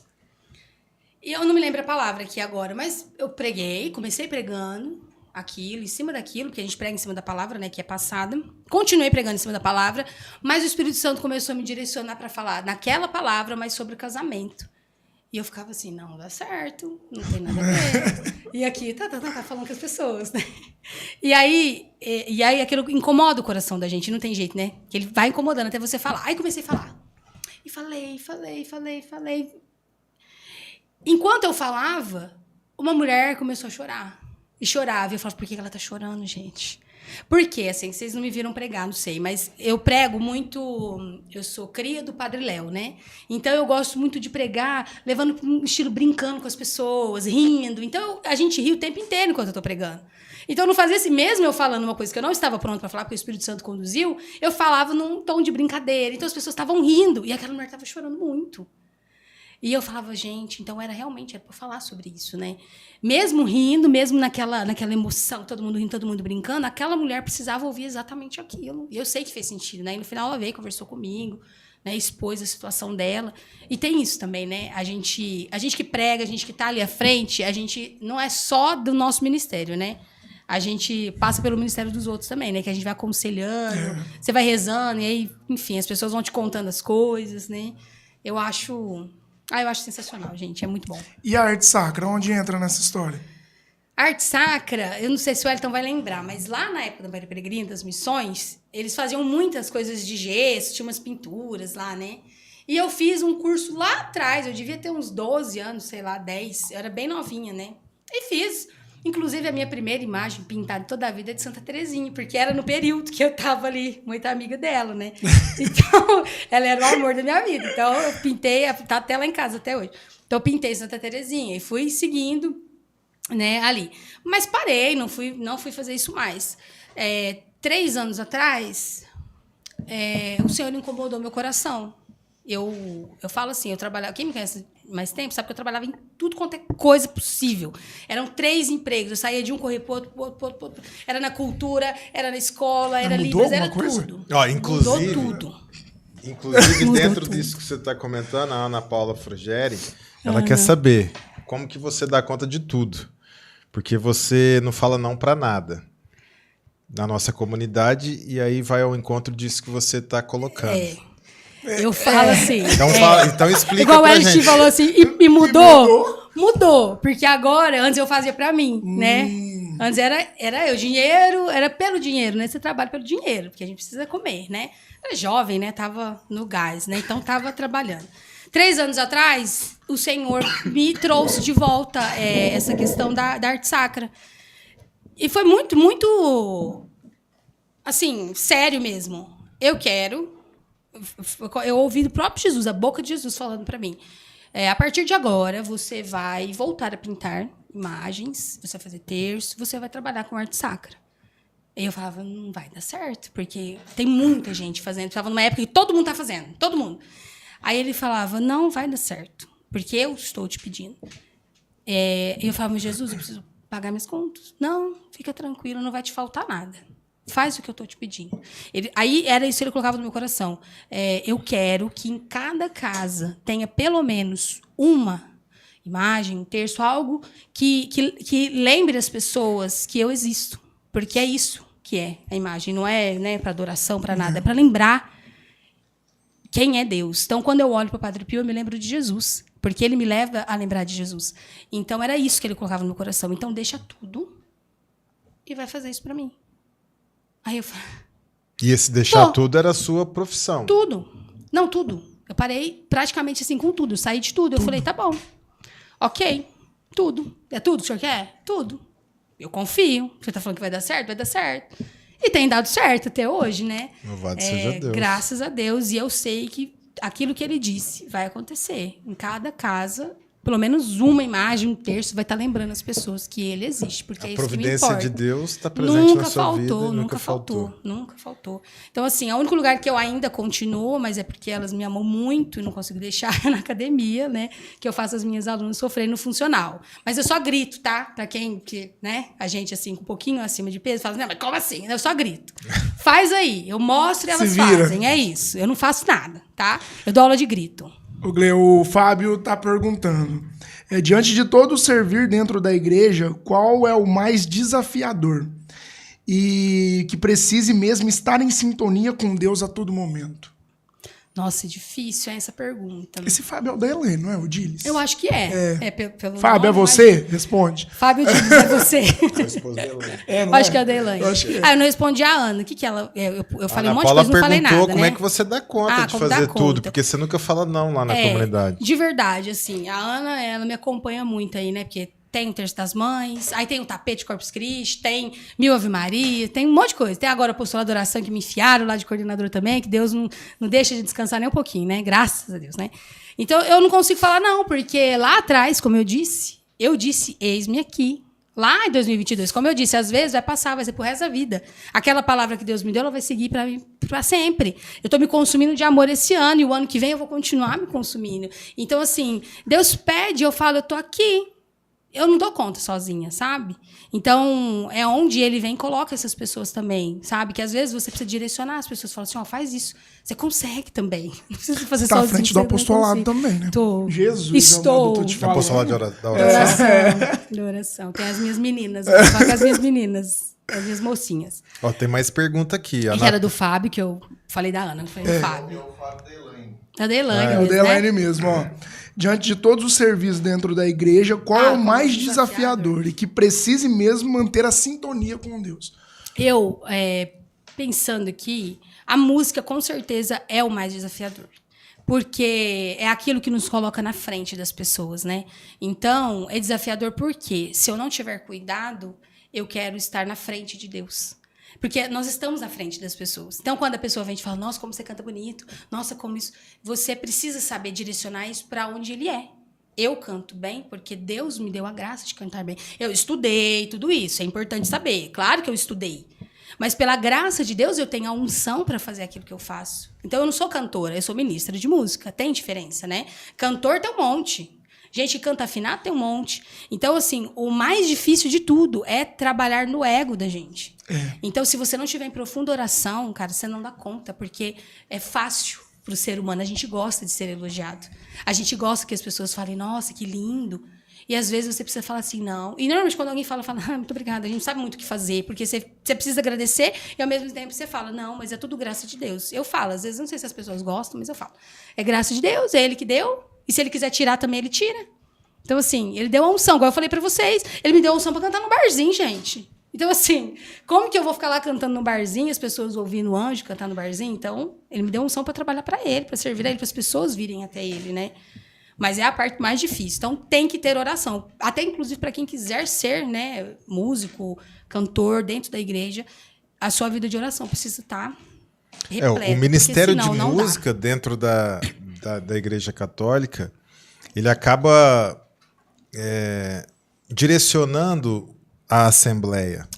Então, eu sou um crítico, né, daquilo que a gente vê por aí, de alguns excessos, como, por exemplo, Também. a palma na missa, que não cabe. E, às vezes, o Ministério de Música, ele traz uma melodia que acaba motivando a Assembleia a acompanhar, aplaudindo. No hino do louvor, por exemplo, né? Ou no As pessoas Glória. têm uma tendência, até tradicional, nem sei por quê, de bater palma no Glória. Não sei por que mesmo, porque alguém inventou isso, começou e o povo foi seguindo, porque não tem, né? Então, realmente, a gente tem que tomar muito cuidado, né? Eu estudei sempre muito sobre liturgia. E assim, as músicas que são tocadas, né, durante o Santo Sacrifício. Quem que escolhe essas músicas? Aqui em Guaíra, na paróquia Nossa Senhora Aparecida, é o Padre Diego. Porque nas outras não são todas, né? Tem lugares que são os músicos. Ele escolhe as músicas e manda para vocês. Então, tanto que todas as equipes, né, tocam as mesmas músicas. Se você for no sábado à noite e no domingo, qualquer horário, são as mesmas músicas. Às vezes as pessoas... É porque às vezes é em uma missa, né? Mas se você for no sábado e uma no domingo, você vai perceber que são as mesmas músicas. Então, todos nós cantamos a mesma. Então, ele escolhe tudo e manda. Desde a entrada até tudo. Ele que manda tudo. Tem mais pergunta aqui, a Natália e a Laurinha Fischer. Gle, como ser perseverante nas orações diárias com a vida corrida do dia a dia? Agora sim, eu falo de Santa Teresa d'Ávila, né? Rezar com a vida. Não dá para parar. É o amor sem medida. Porque, gente, eu falo assim, Deus está conosco o tempo inteiro. Por que nós não estamos com Ele o tempo todo? Não faz, é bem simples, né? Assim, analisando assim friamente, é muito simples. Santa Teresa d'Ávila fala isso, rezar com a vida. O que é rezar com a vida? Não precisa parar, não. Santa Teresa d'Ávila rezava lavando panela. Rezava até dentro do banheiro, né? Que tem histórias dela sobre isso. Então, assim, rezar com a vida. Eu tô aqui, tô rezando. Eu tô aqui, eu tô falando com o Senhor. Eu tô falando com o meu anjo da guarda. Eu tô rezando. Esse é o grande ensinamento do Opus Dei, através de São José Maria, do encontro cotidiano do Cristo. Sim. A santificação através do trabalho e da vida cotidiana. Então, a dona de casa, a esposa que está lá cozinhando no fogão, ela está ali se santificando naquela função, naquela tarefa. É o sacrifício da mulher pela sua família. Que, se for entregue ao Senhor, ele tem um outro significado. Porque quando a gente só faz por fazer, porque é a minha obrigação, não tem significado. Que a gente estava falando lá atrás, né? Essa é a diferença de estar com Deus, de ser uma mulher católica, um homem católico. Tudo que me acontece, eu entrego para Deus. Então, talvez, eu tenho amigas que não gosto de cozinhar, por exemplo. Então, eu vou cozinhar e eu vou oferecer esse sacrifício pelas almas do purgatório. Eu vou oferecer esse sacrifício pela conversão dos pecadores. Então, tudo que parece muito pequeno para nós, para Deus é muito grande, né? Então, a gente acha que para rezar, eu tenho que rezar as 1000 Ave Marias, senão eu não estou rezando. Não. Às vezes, o seu jeito de rezar vai ser colocar o terço tocando lá no YouTube e rezando junto, porque às vezes você está com um filho pequeno, fazendo comida, lavando, e não tem. Aí você vai deixar de rezar? Não. Faça que o Senhor vai ver o teu coração, porque é isso que Deus vê, né? Claro que eu sempre digo, tire um tempo para rezar. Você e o Senhor, porque Ele precisa falar conosco. Ele precisa, e nós precisamos ouvir o Senhor. Então, se eu não parar, 10 minutos todo mundo tem, né? Como diz o padre Paulo Ricardo, é falta de vergonha na cara falar que você não tem 15 minutos para parar e rezar. Nem que for na hora de dormir. Então, você para. Não precisa falar nada. Fala, Senhor, eu quero te ouvir, toca o meu coração. E pronto. É isso. Deus não precisa de coisas grandiosas, palavras bonitas, não. Ele só precisa que a gente deixe, que Ele fale ao nosso coração. É tão simples, né? A gente fica dificultando uma coisa que é tão simples, que é a realidade do amor de Deus por nós, que é... E quando que foi essa experiência sua do amor de Deus? Aquela experiência que marcou a sua vida e que você pode dizer assim, a Glediane antes dessa experiência e depois? Eu sempre falo pra gente que nasceu dentro da igreja, é mais difícil. Por quê? É muito mais difícil. A gente pensa assim, mas eu sempre estive com Deus, né? Então, eu não me encontrei com Ele. Ele estava ali já, né? E não, olha, vão se assustar, hein? Mas eu sempre vivi para o Senhor. Eu não posso falar que eu não tive o meu encontro com Ele. Mas é diferente. Que aí vem esse encontro de falar, não, agora a coisa mudou, apertou, agora é isso aqui, pronto. Foi o ano passado, no retiro de Sara e Tobias, do grupo de jovens aqui em Guaíra. Isso, então vamos lá. Tem um ano. Você nasceu na igreja. Nasci na igreja. Vivi tudo. Fui pro convento, né? Pra vocês entenderem mais fácil. Fui pro convento. Fiz tudo. Vivi pra Deus. Eu vivi Peregrinou em vários ministérios. Tudo, servi de todas as maneiras possíveis. E o ano passado... E sabe por quê? Porque eu gastei o meu tempo com tudo, menos com Deus. O ano passado foi onde veio o ex-me aqui, que eu falei, tá. Então, por isso que eu falo que é muito inspirador isso que E como é que foi essa experiência? Foi, então, no retiro, né, de Sara e Tobias, que foi um encontro maravilhoso. Até quem estava era Tainá Azevedo. Aqui em Guaíra? Aqui em Guaíra. Na paróquia. Ela estava pregando e teve um momento lá, até tenho gravado esse momento, um momento que fez com a imagem de Nossa Senhora de Fátima. Assim, eu estava cantando, inclusive, nesse retiro. Você estava servindo. Sentada, eu estava servindo. Você não era encontrista. Não, eu estava servindo. E ali foi uma coisa arrebatadora, sabe? Quando você olha e fala assim, gente... O que eu estava fazendo até agora? Porque era um amor tão profundo que vinha assim, que eu não sei explicar, que parece que transborda, que eu falo que é o transbordar, né, do Espírito Santo. Eu precisei daquilo, porque eu era muito Marta.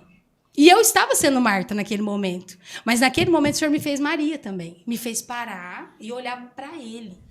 Então, assim, eu vivi muitos momentos maravilhosos com Deus, que foi o que me fez ficar, permanecer. Mas o encontro de falar, esse dia, esse momento, o Senhor fez pra mim, foi no Sara e Tobias do ano passado. Então, assim, foi o meu batismo no Espírito Santo real, que eu falei, não, aqui eu mudei de vida. Porque encontrar com o Senhor eu encontrei durante toda a minha vida. Mas ali, eu deixei que Ele me encontrasse. Eu me encontrava com o Senhor, mas eu deixei que Ele me encontrasse naquele dia. Porque eu acho que Ele estava indo para cá e eu estava indo para cá. Não, peraí, Senhor, que eu preciso cantar nessa missa. Não, eu preciso fazer aqui o tapete de Corpus Christi, não vai dar. E Ele tá aqui correndo atrás de mim, eu estava correndo para cá, porque eu tinha 1000 coisas para fazer dentro da igreja, que é o que vocês estavam me perguntando. Mas o Senhor me pegou pela tangente. Ele falou, então eu vou pro outro lado. Ele me pegou. Eu falei, então eu vou te pegar a hora que você estiver servindo, porque não tem jeito. Como é que eu ia sair de lá? Pronto, acabou. Foi o meu encontro com o Senhor mais profundo, foi naquele encontro. Então, assim, tanto que eu digo, não importa, né, se na RCC, no Pantocrator, onde vai, né, tem outras, graças a Deus, muitas comunidades que hoje têm trazido os jovens, os adultos, façam o encontro.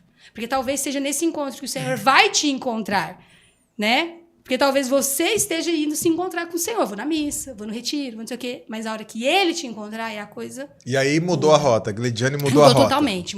Mudou, eu falo que não mudou o meu servir. Porque eu servia muito bem, eu não posso falar que não. Já servia muito bem, fazia tudo para o Senhor com muito amor. Sempre fiz muito bem.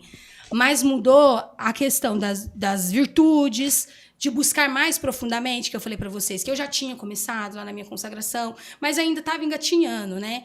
Ali não, ali eu falei, não quero outra coisa, eu quero isso aqui, eu quero viver isso aqui, sabe? Eu quero viver pro Senhor, o que Ele quiser de mim, eu tô aqui. E eu sempre estive muito disposta a fazer tudo que Deus quisesse da minha vida. Mas ali eu entendi que não tinha outro caminho, sabe? Eu não queria mais outra coisa, eu queria viver aquilo ali, exatamente aquilo. Sabe? Ele me tirou do chão e mudou o meu caminho. Mudou a minha personalidade, eu digo assim. O Senhor trabalhou na minha personalidade, mudou não. Foi curando traumas que eram necessários serem curados. Precisou ser curado. Foi difícil, eu falo que foi um ano muito difícil, mas o Senhor precisava me curar. Por quê? Eu falo para outras pessoas. Eu sempre falo para o Senhor, não me deixa pregar de uma coisa que eu não vivo. Não deixa. Não deixa vir um tema para mim que eu tenho que pregar alguma coisa que eu não vivo, porque eu não quero isso, não quero ser hipócrita. E graças a Deus ele ainda não me deixou fazer isso, não. Mas eu tenho vindo nessa busca, né, desde o ano passado, assim. Me mostra onde que eu tô, onde que eu preciso ser curada. Entendeu? E ele vem me curando profundamente. E isso que você coloca, né, é aquilo que a gente pede a cada manhã para que o Espírito Santo nos conduza ao encontro da vontade do Pai. Como essa sua experiência é uma experiência recente, quais foram as renúncias da Gleidiane desde então? Eu principalmente a questão da paciência, né? Que eu falo que... inclusive, hoje eu já não falo mais que eu não sou uma pessoa que não tem paciência. Porque eu falava, nossa, eu não tenho paciência. Inclusive em pregações, informações, eu falava, olha, essa é uma virtude que eu não tenho. Né? As mães que estão assistindo vão saber que eu sempre falei sobre isso. Hoje eu já falo diferente. Essa é uma virtude que eu não tinha, porque o Senhor já veio de encontro e Ele já mudou essa realidade na minha vida. Eu posso não ter a paciência de São José, entende? Mas eu tenho muito mais paciência do que eu tinha no ano passado. Hoje, eu me consagrei a São José também, né? Aquela assim, daqui a pouco tá igual o padre Rafael fala, né? Já tá cheio de coisa, não tem problema. Vamos enfiando, vamos colocando. A propósito, eu sou consagrado a São José. Recomendo que todos os homens façam a consagração a São José. Né? Inclusive, quem tiver interesse pode me procurar. Nós vamos começar uma formação para consagração a São José agora em janeiro, com um grupo de amigos lá de Paulínia. É tudo online e vale muito a pena. Vale muito a pena. Que bom que você falou sobre isso. Para os homens, especialmente, porque são virtudes maravilhosas para os homens. Mas eu, enquanto mulher, posso dizer que o encontro com São José na consagração foi o que deu o final do significado da minha consagração lá, Nossa Senhora. Porque vem um processo, né? Mas eu acho que quando você fala a mulher, quando ela recebe do homem, porque São José, enquanto homem, ele nos ensina de uma maneira diferente, como pai, né? Então, na minha consagração, eu entendi muitas coisas da minha vida. Então, o Senhor foi me curando através dessa consagração a São José também. Eu fiz em maio desse ano, né? No dia 1º de maio. São José Operário, né? E foi lindo. Naquele dia, também tive uma experiência muito, muito importante com São José, tanto em casa, né, quanto nesse dia. No dia da minha consagração, eu estava muito entregue, né? Estava muito feliz, porque eu tinha aprendido muito com São José, que eu falo, a virtude do silêncio, da paciência. Porque o silenciar, para o meu temperamento, é muito difícil. Porque a gente sempre quer falar, você sempre tem razão. E não era isso que São José ensinava, ele ensinava o oposto. Silencia. Tudo vai se resolver do jeitinho que tiver que se resolver. Você não precisa falar. E às vezes eu falava e as pessoas não entendiam. Então eu comecei a deixar as pessoas resolverem os seus problemas. Se elas quisessem, elas vinham falar comigo. E, gente, nossa, eu evitei tantas brigas que antes eu não tinha evitado, que eu ia lá e falava, não, mas tá errado, não é assim que faz, não é assim. Principalmente com coisa da igreja, né? Que pra mim tá errado, tem que falar. E não, cara, pra que você vai falar? A pessoa sabe que tá errado. E se eu não falar, o Espírito Santo vai falar. E uma hora ela vai ser cobrada por isso. Então, aprende na marra, né? E quando eu fui, né? Fui numa missa de manhã. Enquanto eu me encaminhava para a comunhão, eu conversava com Jesus. Eu falava, nossa... Falava com São José. Falava, São José, me ensina a amar Jesus do jeito certo, sabe? Me ensina a amar Jesus do jeito que o Senhor amava, com esse amor assim que não queria nada em troca. O Senhor amou um menino, sabe? Acolher, com tanto amor, receber, sabe? aceitar. Aceitou, sabe? E eu falava, me ensina a amar desse jeito tão puro a Jesus. É isso que eu quero. Eu quero olhar para Jesus na Eucaristia e amar ele como eu nunca amei antes. E foi, né? Tá lá. Essa foi. Ah lá, aqui, eu tô segurando aqui. Esse é um grande exemplo, né? E eu fui... Deixa eu só finalizar, senão eu vou esquecer. Enquanto eu encaminhava para a comunhão, o meu coração... Algumas pessoas que me seguem já sabem que eu já contei isso. O meu coração parecia que ele começou a aumentar, assim. Aumentava, como se ele fosse explodir. Era uma sensação física. Foi muito doido. E aumentava, e ele começou a bater forte. Puf, puf. Eu sentia, assim, ó, como se estivesse mexendo, assim, de tão forte. Foi uma sensação, assim, que me tirou o ar. E eu encaminhando para a comunhão. Eu falava, gente, o que está acontecendo? O que está acontecendo? Aí eu senti aquela calmaria de São José. Você sabe o que está acontecendo. Eu estou te dando o que você pediu. Esse amor profundo por Jesus na Eucaristia. A hora que eu comunguei chorando, né? Porque, cara, foi uma sensação que eu nunca tive na minha vida. E eu comunguei, a hora que eu cheguei no meu lugar, eu só chorava. Foi um amor que eu tive por Jesus na Eucaristia que eu nunca tinha sentido toda a minha vida. Sabe? Então eu falo, São José nos direciona para Jesus. Nossa Senhora nos direciona para Jesus. Não é sobre eles. É sobre Jesus. Sempre foi sobre Jesus. Sempre foi. Às vezes as pessoas têm dúvidas, né, de como se preparar para receber a Eucaristia. E esse seu testemunho é o que eu pratico a cada celebração. Então, antes de eu me encaminhar para a fila da comunhão, eu peço para que Nossa Senhora prepare o meu coração para que eu possa receber Jesus como ela o gerou. E peço para que São José também me acompanhe e prepare o meu coração para que eu possa receber Jesus como ele acolheu a Jesus. Essa é uma experiência que, em plena consciência, né, quem se dispor a viver essa experiência vai receber Jesus de uma outra maneira. Nossa, né? Totalmente. É muito profundo, né? Quando até os santos, né, quem tem as suas devoções, né, quando você vê que todos eles que têm em comum era um amor profundo pela Eucaristia. Então é ali que está nosso canal de Padre santificação. Pio, ao celebrar o Santo Sacrifício, ele chegava a chorar. Chorava, eu vi até essa semana, né? Chorava. Então, assim, o caminho é esse. O que a gente está perdendo tempo com tantas coisas, sabe? Eu falo por mim mesmo. Quantas vezes eu perco tempo com discussões, com picuinha, com... Não, gente. O que eu quero? Eu quero o céu, sabe? Eu quero o céu. E o que eles, Santa Teresinha, Teresa d'Ávila fizeram? Amaram Jesus na Eucaristia. É isso, sabe? Estava ali. E aqueles que não tinham, né, Jesus ainda, amaram a Deus. E por isso que foram profetas, e por isso que foram pessoas que mudaram a vida dos outros. Então, assim, hoje eu posso dizer, o maior sonho da minha vida, antes... Nossa, eu tive muitos sonhos, né? Hoje, o meu único e verdadeiro sonho é o céu, sabe? Eu não quero mais nada. Eu falo, gente, leva. Ah, mas e se você morrer hoje? Eu falo, se tem uns amigos que falam, gente, você é louca. Se eu morrer hoje, amém, gente. Louvado seja Deus, me leva. A gente de louco, né? Não, gente, dentro da igreja. Eu tenho amigos dentro da igreja que eu falo, mas se morrer hoje, amém. Sabe por quê? Porque eu tenho que estar preparado. Se você está com medo, é porque você não está se preparando. Como o padre nos diz todo domingo, praticamente. Você está se preparando? Né? Porque para nós, morrer não é o fim. Não, é justamente o que nos separa da eternidade, gente. Do encontro real com Jesus. Gente, assim, eu não tenho nada para falar. Eu tenho um amor profundo por Jesus. Eu falo, né, ainda assim, que eu tenho uma idealização, né, do céu, que vai ser muito mais bonito, né? Eu falo que Jesus vai estar lá me esperando, e aí ele vai me parar lá na porta, porque nós somos evangelizadores. Ele vai fazer isso com a gente, ele vai parar lá na porta, vai falar assim, espera. Olha aqui, essa pessoa aqui, ela entrou no céu por causa da sua pregação. Você deixou eu te conduzir. Aqui, ó, naquela música, daquele dia, ele vai mostrar que essa pessoa entrou por causa disso. Porque aquele dia eu consegui salvar a alma dela. Então, assim, é muito importante o que a gente faz. Seja aqui, seja cantando, seja pregando, é muito importante. Porque o Senhor nos usa, não é sobre nós, é sobre Ele. Mas é o nosso, sim, que permite que o Senhor nos use. Então, assim, gente, eu quero ir pro céu. Ah, morreu. E aí? Vamos pro céu. É o que nos separa, né? A distância que nos separa, né? É a morte. Então, por isso que São Francisco, Santa Teresinha e todos os santos também não tinham nenhum problema com a morte. Porque é o que separava da eternidade, de encontrar com o amado, né?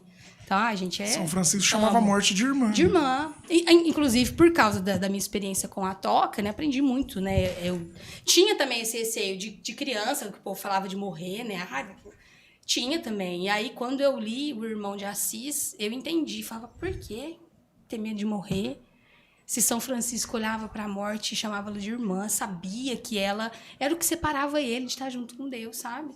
Então, assim, eu falo que eu tive muitos encontros durante a minha vida com Deus, de aprender, que foi o que me amadureceu para hoje, né? Desde o ano passado, o Senhor conseguiu me encontrar, né? Eu amo, gente. Tem alguns amigos que eu falo, né? Eles vêm falar de morte, perguntar, eu falo, gente, eu não vejo a hora de morrer. Eles falam, mas você tá ficando louco? Eu falo, mas gente, não tô falando sério, porque assim, ó, se eu busco uma vida de virtudes nessa terra pra encontrar Cristo, pra isso eu preciso morrer. Senão eu prefiro o paraíso. Gente, senão eu vou fazer o quê? Mas você acha que assim, ó, Glê, nesse mundo que a gente está vivendo hoje, essa fé, o povo, acho que sim, será que eles realmente estão dispostos a buscar essa vida de santidade aqui na Terra, ou se torna muito mais a gente vê na comunidade que a gente serve, não só lá, mas em qualquer outra. Pessoas querendo por aparecer ou por alguma outra coisa. E não, tipo assim, idealizando o que realmente importa, que é o Cristo. E essa radicalidade que o Evangelho nos pede, e as pessoas olham pra gente e nos chamam de louco. Você acha que falta nisso das pessoas? E por que você acha que falta? Falta muito, porque eu falo que eu tive a graça, como eu disse, de estar dentro da igreja. Então, essa radicalidade ela foi sendo construída. Aí eu tive esse encontro, como eu disse, eu deixei o Senhor me encontrar, e aí eu falei, acabou, agora eu não quero outra coisa mais, então tá tudo certo, eu vou viver para Ele. Só que enquanto as pessoas não abrem o seu coração para serem encontradas pelo Senhor, nada vai mudar. Então hoje, a nossa juventude, principalmente, é tudo muito rápido, né? Tudo acontece muito rápido, então não dá tempo de você parar e olhar para Jesus. Imagina que um jovem vai ficar meia hora diante de Jesus sacramentado, não vou, imagina, eu olho pelo WhatsApp. Entende? É maravilhoso, entendam isso, que se tem o rosário da madrugada, que tem adoração, porque às vezes a pessoa só tem encontro ali. Mas você que é jovem, você que tem a possibilidade, que não tá doente, cadeirante, porque aí que precisa talvez de se locomover com uma outra pessoa ajudando, mas você que tem saúde pode fazer. O mínimo é ir se encontrar com Jesus na Eucaristia, no sacrário, numa missa. E assim, as pessoas querem que é fácil. É que é fácil. Então eu vou, por exemplo, vou no grupo de oração para encontrar os meus amigos. Se os meus amigos não forem, eu não vou. Eu estou falando assim, de uma realidade, tá, gente? Mas tem em qualquer grupo é assim. Talvez na comunidade, né, onde cada um serve. Ah, eu vou porque o fulano tá lá. Ah, se o fulano brigar com alguém e nunca mais for, eu não vou também. Então as pessoas não estão por aquele que é o que dá vida para nós, que é Jesus, sabe? Então, enquanto não se encontrarem verdadeiramente com o Senhor, vão continuar nessa vida superficial.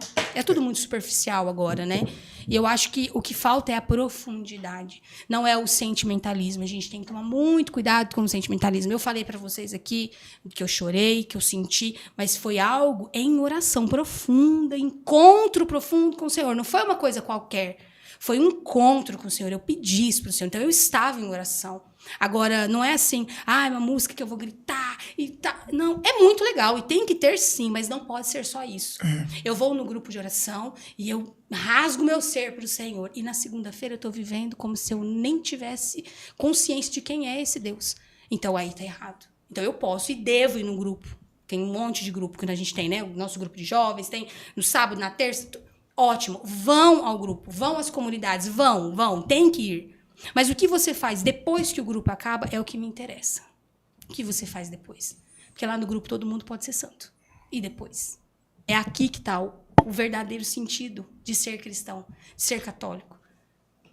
Pelo menos para mim. Né? Sim, ser cristão entre cristão é muito fácil. Quero ver ser no mundo.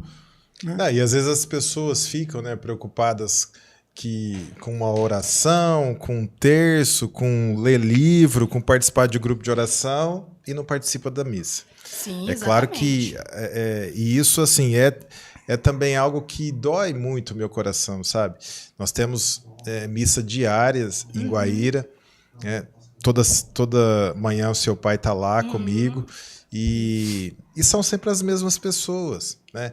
Talvez é fruto da minha imaginação. O católico não tem conhecimento daquilo que acontece na missa. E nada substitui a Santa Missa. Nada. E se a pessoa quer, de fato, conhecer Jesus Cristo, ela tem que começar pela Santa Missa.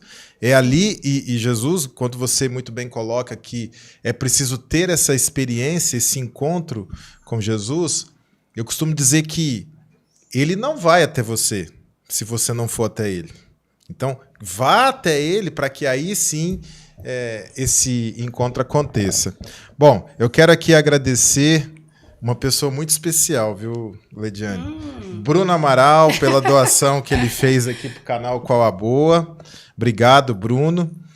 E a Silvia Costa. Qual caminho começo a seguir para me consagrar a Nossa Senhora? Você tem grupo direto, né, Gleide? Tem, Já... também foi um pedido de Nossa Senhora mesmo, porque dá muito trabalho, tá, gente? Essa é a parte que eu não falo pra vocês, mas dá trabalho. É aquilo que eu preciso parar a minha vida naquele tempo para poder ajudar as pessoas. Mas eu sou uma consagrada Nossa Senhora, consagrada de São José, igual você também vai fazer aqui. Então é um prazer pra gente quando chega lá na hora e fala, nossa, mais uma turma foi, 2, 1, não importa quantos são, né? O que é o caminho? Primeira coisa é você se decidir pela mudança de vida. Não adianta, vou consagrando só porque tá todo mundo consagrando. Tem 20... Porque virou febre. Nesse momento virou febre. E era o meu maior medo, começar grupo de consagração e virar uma moda, né? Porque já isso teve lá atrás aqui, também. Não só Brasil. aqui. Então, assim, lá atrás, quando eu era pequena, eu poderia ter me consagrado, mas foi uma febre. Tipo, todo mundo consagrava Nossa Senhora. E depois as pessoas foram viver uma vida totalmente torta. Então, não fazia sentido. Então, que bom que eu não fiz naquele momento, que eu fiz no momento que eu estava pronta, né? Então, primeiro, você precisa sentir que é isso que você quer. Porque é uma decisão, como eu falo para todos os meninos que participam, é uma decisão para toda a sua vida. Você não é consagrada a Nossa Senhora só naquele dia, é para toda a sua vida. Então, a primeira coisa que você precisa pensar, eu estou disposta a repensar as minhas vestes, as minhas roupas, você que é mulher, você é homem também, né? Eu vou à missa, eu sou um homem, eu vou à missa de bermuda, você está errado. Eu vou de regata, você está errado. É uma mulher, eu vou de decote, roupa curta, roupa apertada, Tá errado. Eu não posso ser uma consagrada Nossa Senhora que se veste de qualquer maneira, que provoque os outros. E que fique claro, tá, gente? Você não tem que andar de roupa, de burca, de tudo largo, também não. Mas existe a roupa, como diz o Frei, né? Roupa decente. E você sabe qual é, não preciso falar. Então, é a primeira modéstia, coisa, né? que é a modéstia. O católico é uma ele tem que ter virtude. a modéstia, uma né? virtude. Eu canso de ver aqui em Guaíra pessoas indo na Santa Missa de bermuda, Isso. homens de bermuda. E às vezes por falta de conhecimento. Mas que a gente precisa mas falar para as pessoas. Então, assim, da minha parte, enquanto com o meu pessoal de E o consagração. véu para as consagradas? Ah, tá. Não é obrigatório, né? Antigamente era obrigatório que todas as mulheres usassem, né? Inclusive, eu comecei esse apostolado aqui em Guaíra também. Eu fico assim, fica parecendo que só eu que faço as coisas assim. Não é. É porque tá ali. Se o Senhor fala, vai, uai. Não, mas é bom né? explicar o porquê do véu, né? Qual que é... Na nossa paróquia, graças a Deus, o padre sempre foi muito aberto a tudo, né? Olha lá, o Arthur quer que você... Não, achei que você ia querer usar. Não, ele quer que você propague esse Não, mas apostolado. de fato tem que propagar esse apostolado. Só finalizar aqui da consagração, senão a gente vai se perder. Então, você precisa querer viver a modéstia. A modéstia, ela não é só em vestes, ela é no nosso agir. Nas nossas falas também. Porque eu fui uma pessoa que xingava também. Tipo, coisa assim, de jovem. Sabe? Coisas de jovem, você fala, você xinga. Tem uma fase que a gente... E fui levando. Aí eu falei, gente, mas não faz nenhum sentido. Como que eu falo de Deus e também xingo e tô falando coisas... Aí eu comecei a entender que aquilo, pra mim, né, enquanto mulher, não era bonito. Diante de Deus, não é por os outros não, tá, gente? É por Deus, porque os outros são os outros. É por Deus que a gente faz a nossa mudança de vida. Então, eu comecei a me atentar nas minhas vestes, principalmente dentro da missa, mas não pode ser só dentro da missa, porque a modéstia não é só dentro da igreja, ela precisa te acompanhar durante toda a vida. Mas no falar, no agir. Então, eu preciso ser uma mulher feminina, não posso ser uma mulher que me veste de qualquer jeito. Mas eu vou fazer maquiagem para ir na igreja? Você vai fazer maquiagem para ir aonde? Uma festa, você faz maquiagem? Faço. Homem faz a barba para ir numa formatura? Faz. Por que para Deus não? É para Deus o nosso melhor. Então, isso é importante que você que vai se consagrar, seja homem ou mulher, entenda. O seu melhor é para Deus, não é para os outros. Então, precisa ter mudança de vida. Então, a primeira coisa é, eu estou disposto a mudar de vida? Ponto, estou. Então, aí você começa a consagração, que Nossa Senhora faz o resto. Né? A preparação, né? Que ela faz o resto, você pode deixar que ela vai fazer. Vai ser cada uma assim, ó, você, só né? lambada. Só. Então, você falou do véu. Nós começamos, tem uns 4 anos, mais ou menos, né? 3 anos e meio, 4 anos. Eu iniciei um grupo com umas mulheres da paróquia, né? Que me perguntavam, e eu falava assim, vamos estudar sobre isso. Comecei a estudar, comecei a explicar para elas sobre a modéstia, porque aí tem essa questão da modéstia, não tem como ser de outra maneira. Por exemplo, não faz sentido eu estar usando o véu com uma calça justa, jeans apertada. É só pensar um pouquinho, né? Um decote. Então, assim, o que a gente pensa ao escolher uma roupa, por exemplo, para ir à Santa Missa? Nossa Senhora usaria essa roupa? Porque se ela não usaria, você também deveria usar. Mas Nossa Senhora viveu numa época que ela usava só, né, túnica, aquelas coisas. Tudo bem, vamos trazer para nossa realidade. Olhe para o corpo de Nossa Senhora nas imagens que a gente tem. Não mostra nada. Não tem decote, não tem, o braço não está de fora, não tem nada. Então, ali, esse não será o modelo para a gente entender a modéstia, né? Era uma mulher serena, uma mulher que sabia se portar onde ela estava. Ela foi ao encontro de Santa Isabel para acolher, para ajudar. Então, assim, é isso. A mulher modesta é a mulher que está à disposição dos outros também, no cuidado das pessoas. E aí, o véu, ele vem para trazer essa... Como que eu posso dizer? Essa beleza real, a beleza diante do Senhor. Eu me cubro com o véu para que o Senhor apareça. Porque o cabelo da mulher, né, desde o Antigo Testamento se fala sobre isso, é aquela moldura que deixa a mulher mais bonita, né? Então, se pede para que você cubra essa parte, que é a parte que seria mais bonita da mulher, que dá essa moldura, que fala, essa aqui é mulher, tem o cabelo comprido, tá arrumadinho, essa aqui é mulher. Então, você cobre para que o Senhor apareça, para que ele seja o centro daquilo que está acontecendo. Então, na Santa Missa e nas orações que você está, imagina uma mulher muito bem vestida, usando o seu véu, vestida com modéstia. É lindo, é lindo. Você não vai ficar olhando se a calça tá apertada, se tá com decote, porque, sinceramente, até a gente que é mulher tem hora que olha. E às vezes não é nem pra julgar, não, viu? Porque a mulher tem um corpo lindo, maravilhoso. Você fala, gente, o que é isso? Então tem, sim, até pra gente. A gente que é mulher peca, porque tá olhando pro corpo da outra. Então, assim, tem que ter cuidado. Temos que ter cuidado, porque ali é a casa de Deus. Então, não quero viver nada disso, não quero ficar usando saia, não quero usar o véu, não quero usar nada. Tudo bem, mas dentro da igreja, pelo menos, se porte como uma pessoa decente. É o mínimo, né? E o véu dentro da igreja, ele cobre tudo aquilo que é sagrado, né? Tudo que é sagrado dentro da igreja é coberto por um véu. Então, a mulher, ela é sagrada para Deus, ela é importante para Deus, não é qualquer coisa, ela é importante para Deus. Então, até isso o Senhor nos dá de tão lindo, né? Então, só que o uso do véu você precisa entender que é isso, precisa viver a modéstia em todo o tempo da sua vida, não só dentro da igreja, durante a Santa Missa e nas orações, adoração, terço, você usa o véu. Para que a beleza feminina, naquele momento, seja anulada e apareça só o Senhor. Igual o padre, né? Quando ele coloca, né, a túnica... Ele morre pro mundo. Ele morre pro mundo. Por que ele usa? E tá calor, às vezes, né? Ele tira tudo que ele tem. Então, você não vê o corpo. Você não sabe se ele é gordo, se é magro. Você não sabe. Por quê? Tudo muito largo, de uma maneira que não apareça o homem, mas que apareça Deus. E para nós, enquanto o véu, né? Enquanto essa roupa modesta, também é isso. Não sou eu que tenho que aparecer. Eu não estou ali para aparecer. O padre não está ali para aparecer. O centro da Eucaristia é Jesus, né? O centro que está acontecendo, né? Do Santo Sacrifício é Jesus. Nós vivemos, né, no mundo atual, uma crise da masculinidade. Isso aí daria um grande podcast. E também, de outro lado, a influência do maldito feminismo, que acabou com a feminilidade da mulher. Então, quanto mais masculino o homem é, mais feminina a mulher se torna. E as mulheres, né? É um desafio. Para a mulher saber se ela está se vestindo com modéstia ou não, basta imaginar Nossa Senhora batendo a sua porta e te pedindo uma roupa. Esse é o melhor termômetro que se tem, né? A elegância feminina nas vestes, a gente não vê mais isso, né? Não é que você não pode usar determinadas vestes como a gente vê hoje. Mas, antigamente, a mulher ela era muito mais elegante, né? Nossa, pelas vestes. Sem dúvida. Tem mais... o Bruno... Ele pediu para você falar um pouco sobre o seu carisma na renovação carismática. O que eu faço? Isso, o carisma, né? Fala um pouco sobre o seu carisma da RCC. Não, na RCC, eu estou à frente, né, do Ministério de Música, trabalho também na música e na pregação, né? E aonde Deus mandar, né? Que ele vai mandando. Às vezes você tá aqui e ele te faz fazer decoração, vai fazendo tudo com o negócio, né? Então, assim, dentro da RCC é isso. Hoje o Senhor nos envia para a missão, já com o Ministério Louvor e Santidade, junto com os meninos que eu falei, o Bruno, o Evaldo e o Jota. Ele já nos envia para a missão. Então, assim, algo que começou aqui dentro da nossa paróquia, algo que foi um sonho, né? Tem 1 ano que a gente está junto mesmo, né?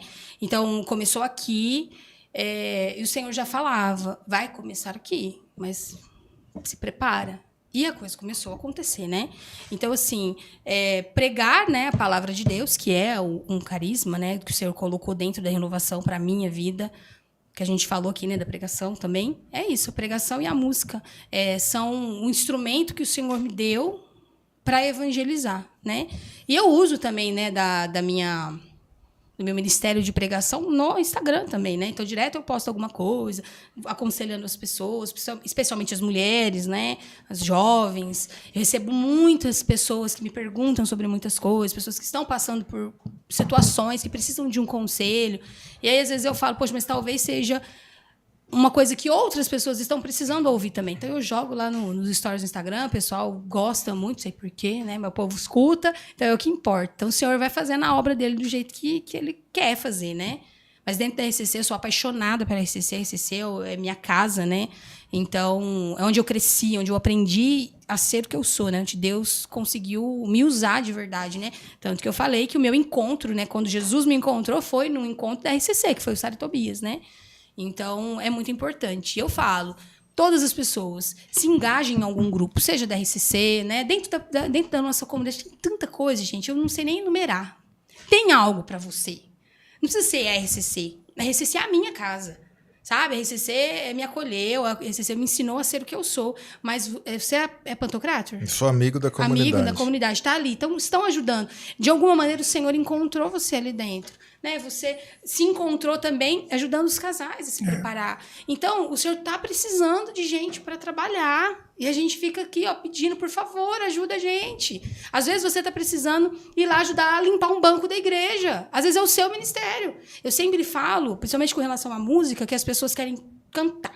Todo mundo quer cantar. É o ministério que todo mundo quer servir. Seja dentro da RCC ou fora, dentro da paróquia, nas coisas. Todo mundo quer ser músico. Por quê? Como eu disse, é o que está à frente. É muito bonito. E parece muito fácil, né? Dizem que quando você faz muito bem, parece fácil. Modéstia à parte, né?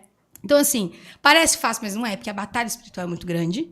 E você precisa ter conhecimento para aquilo. Não é só, eu quero cantar na igreja, vou cantar o salmo na igreja. Não, você precisa saber o que você está fazendo. Imagina, eu vim aqui falar, não, eu vou pegar os seus clientes, porque eu quero ser advogado agora. Não é assim. Existe um estudo, existe uma preparação. As pessoas acham que é só ir lá e fazer. E não é assim. E eu falo sempre muito isso nas minhas pregações. Ninguém quer ter o ministério de limpeza. Ninguém quer. Ou quer ter o ministério de pregação, ou quer ter o ministério de música. Aí, quem está falando isso é alguém que tem os dois ministérios, né? Mas eu falo isso com a certeza de quem vê muita coisa. Então, assim, primeiro, que foi o que aconteceu comigo na minha vida, antes de ser pregadora, antes de ser cantora, né, para Deus, o Senhor me colocou para limpar. Eu limpava banco, ajudava a pôr cadeira em retiro, ficava lá até... Hoje não, hoje eu estou em outro momento. Mas o Senhor me usou demais, gente, para arrumar banco, para cuidar, para acolher as pessoas. Isso tudo é importante. Tudo, desde quem passa um pano no chão, até quem acolhe, quem canta, o pregador, todos têm uma importância fundamental para que tudo aconteça. A igreja, né? A gente vê isso na igreja. Para que o padre possa fazer uma boa missa, ele precisa dos ministros para preparar tudo que está ali, precisa dos músicos, precisa do pessoal que vai fazer a leitura, precisa de alguém que limpe a igreja, precisa de um ar-condicionado, que graças a Deus agora já melhorou, né? Amém. Então é isso. Todas as funções são importantes. Não queira a função do outro, queira aquela que é tua.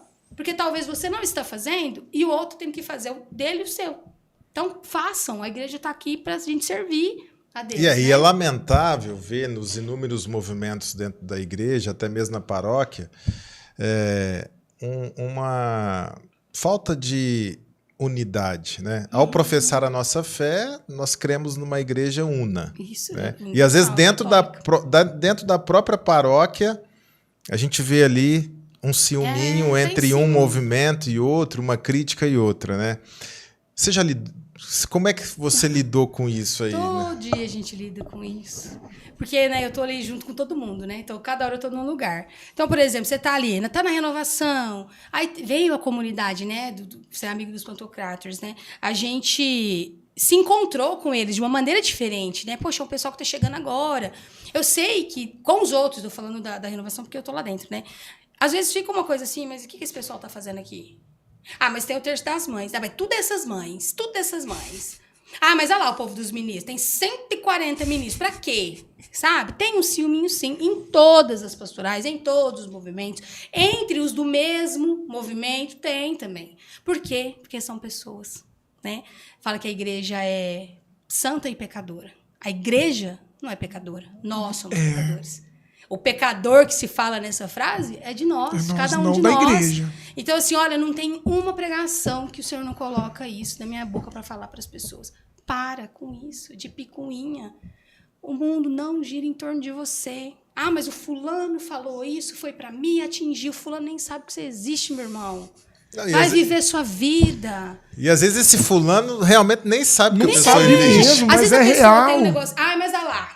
Passou perto de mim e nem me cumprimentou. Ah, gente! Oi, às vezes a pessoa nem te viu. Eu falo por mim que passo corro pra cá, corro pra lá.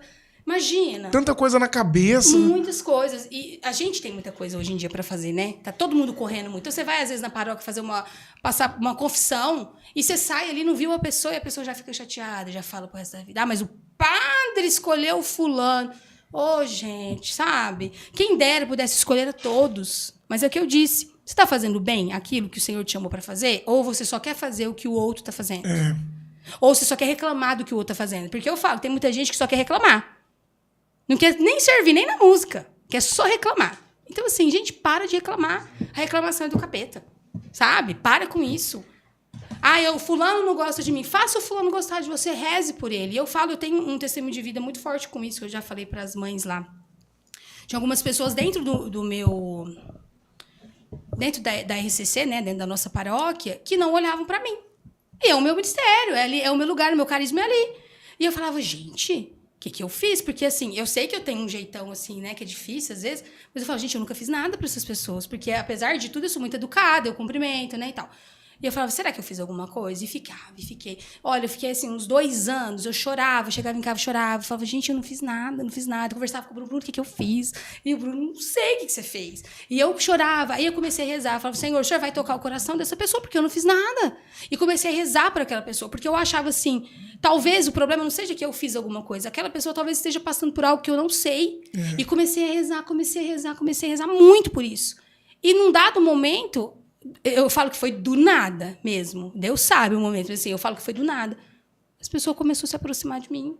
Eu comecei a fazer parte da vida dessa pessoa, da vida da família dessa pessoa, da vida dos filhos, sabe?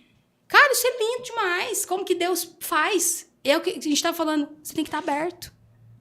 Ele quer fazer. Ele não vai te empurrar na parede, não. Você precisa deixar que ele venha, que ele entre. Se você deixar, ele vai fazer.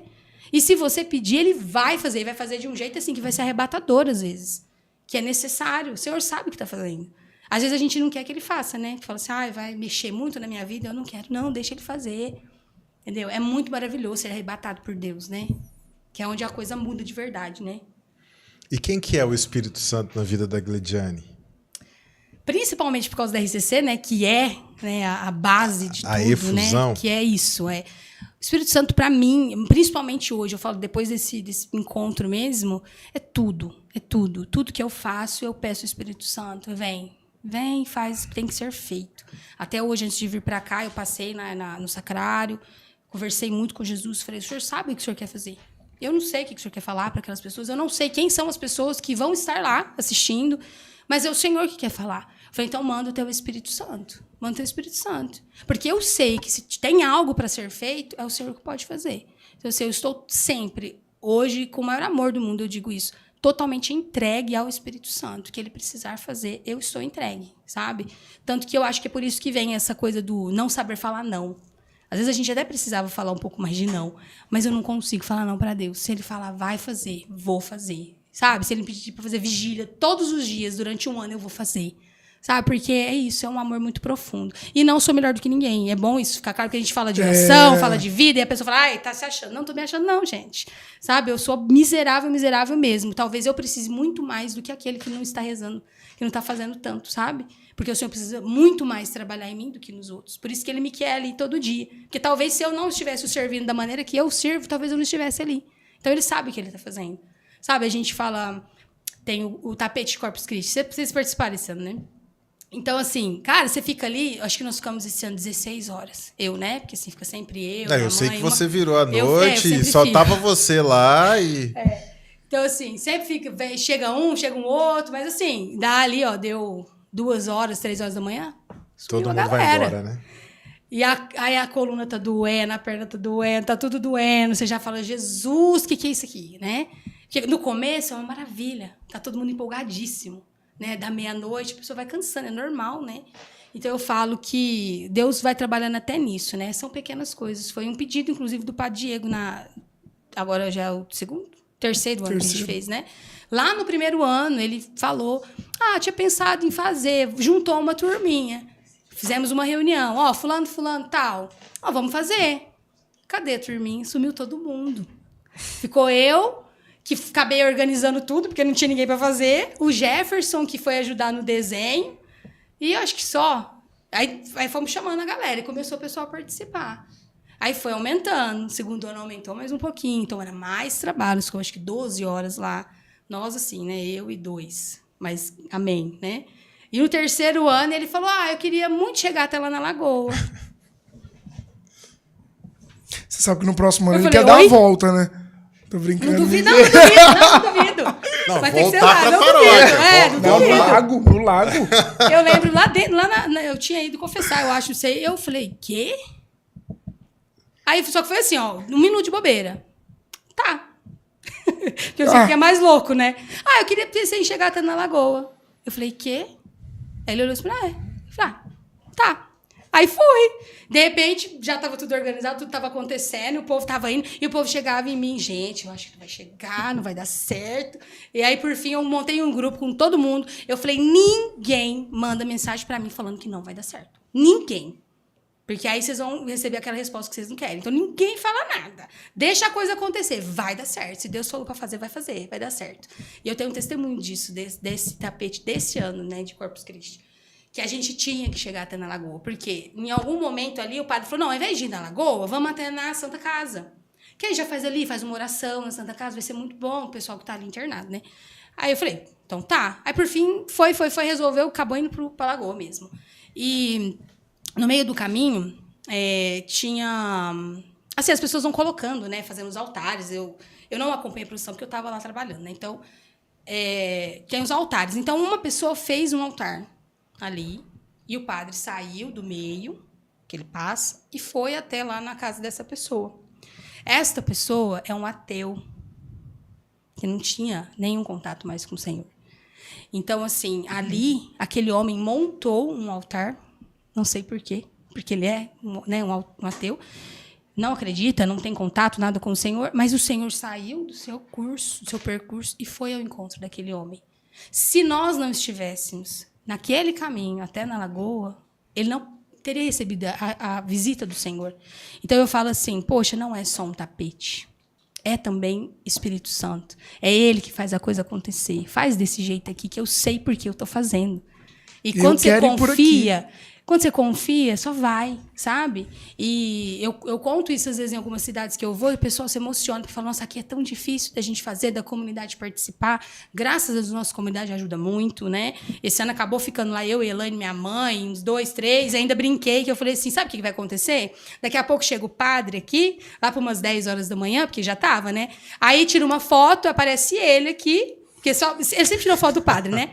Aí aparece ele aqui e eu parece que não fiz nada. Porque não tem uma foto minha, nunca tem. Porque o povo vai tirando foto, nunca tem foto minha, né?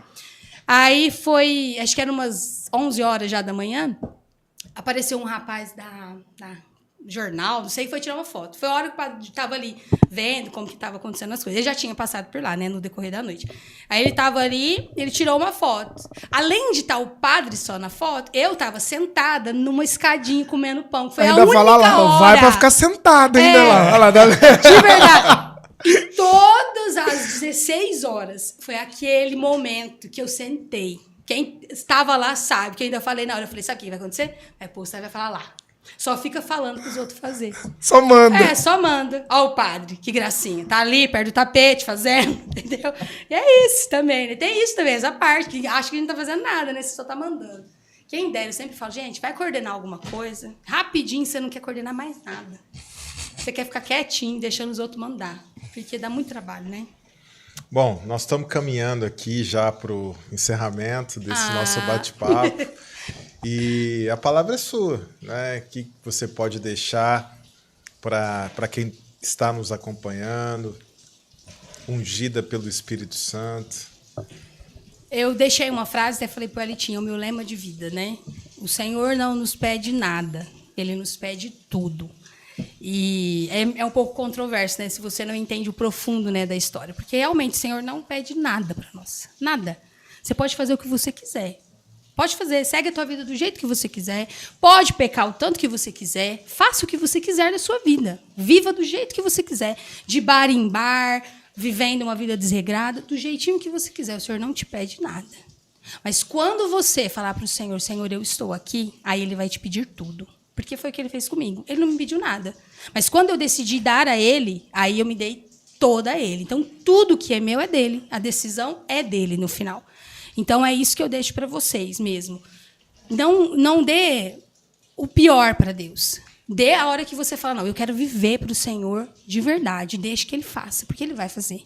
Então, dê tudo, porque o Senhor vai te pedir tudo. O Senhor vai te pedir sua família, seu esposo, sua esposa, seus filhos.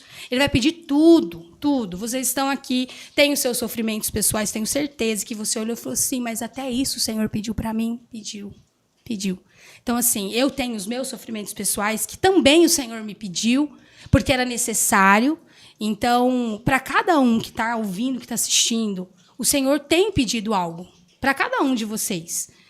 Então, dê para o Senhor. Dê para o Senhor. Porque se você hoje não vê sentido no que está acontecendo na sua vida, entrega para Jesus, que o sentido está na mão dele. Ele sabe por que ele está fazendo tudo. Porque ele está permitindo tudo que aconteça. Eu vou falar da minha vida, rapidamente, tá? Eu não tenho filhos, né, eu e o Bruno. E é uma coisa assim que... Poxa, a gente quer muito, porque nós somos abertos à vida. Aí você fala, sou aberto à vida, mas você não tem filho. Porque não sou eu que decido. É Deus. Então, assim, o que o Senhor me fala com relação a isso? Eu primeiro vou trabalhar em você. Primeiro eu vou te curar profundamente. Porque o dia que você tiver os seus filhos, eles serão rebentos de oliveira. Eles vão ser lindos, vão ser maravilhosos, vão trabalhar para mim. Porque eu não quero mais ou menos, eu quero tudo. Então, primeiro, ele me pediu o meu tudo. O meu tudo hoje é a espera, né? O nosso tudo hoje é a espera.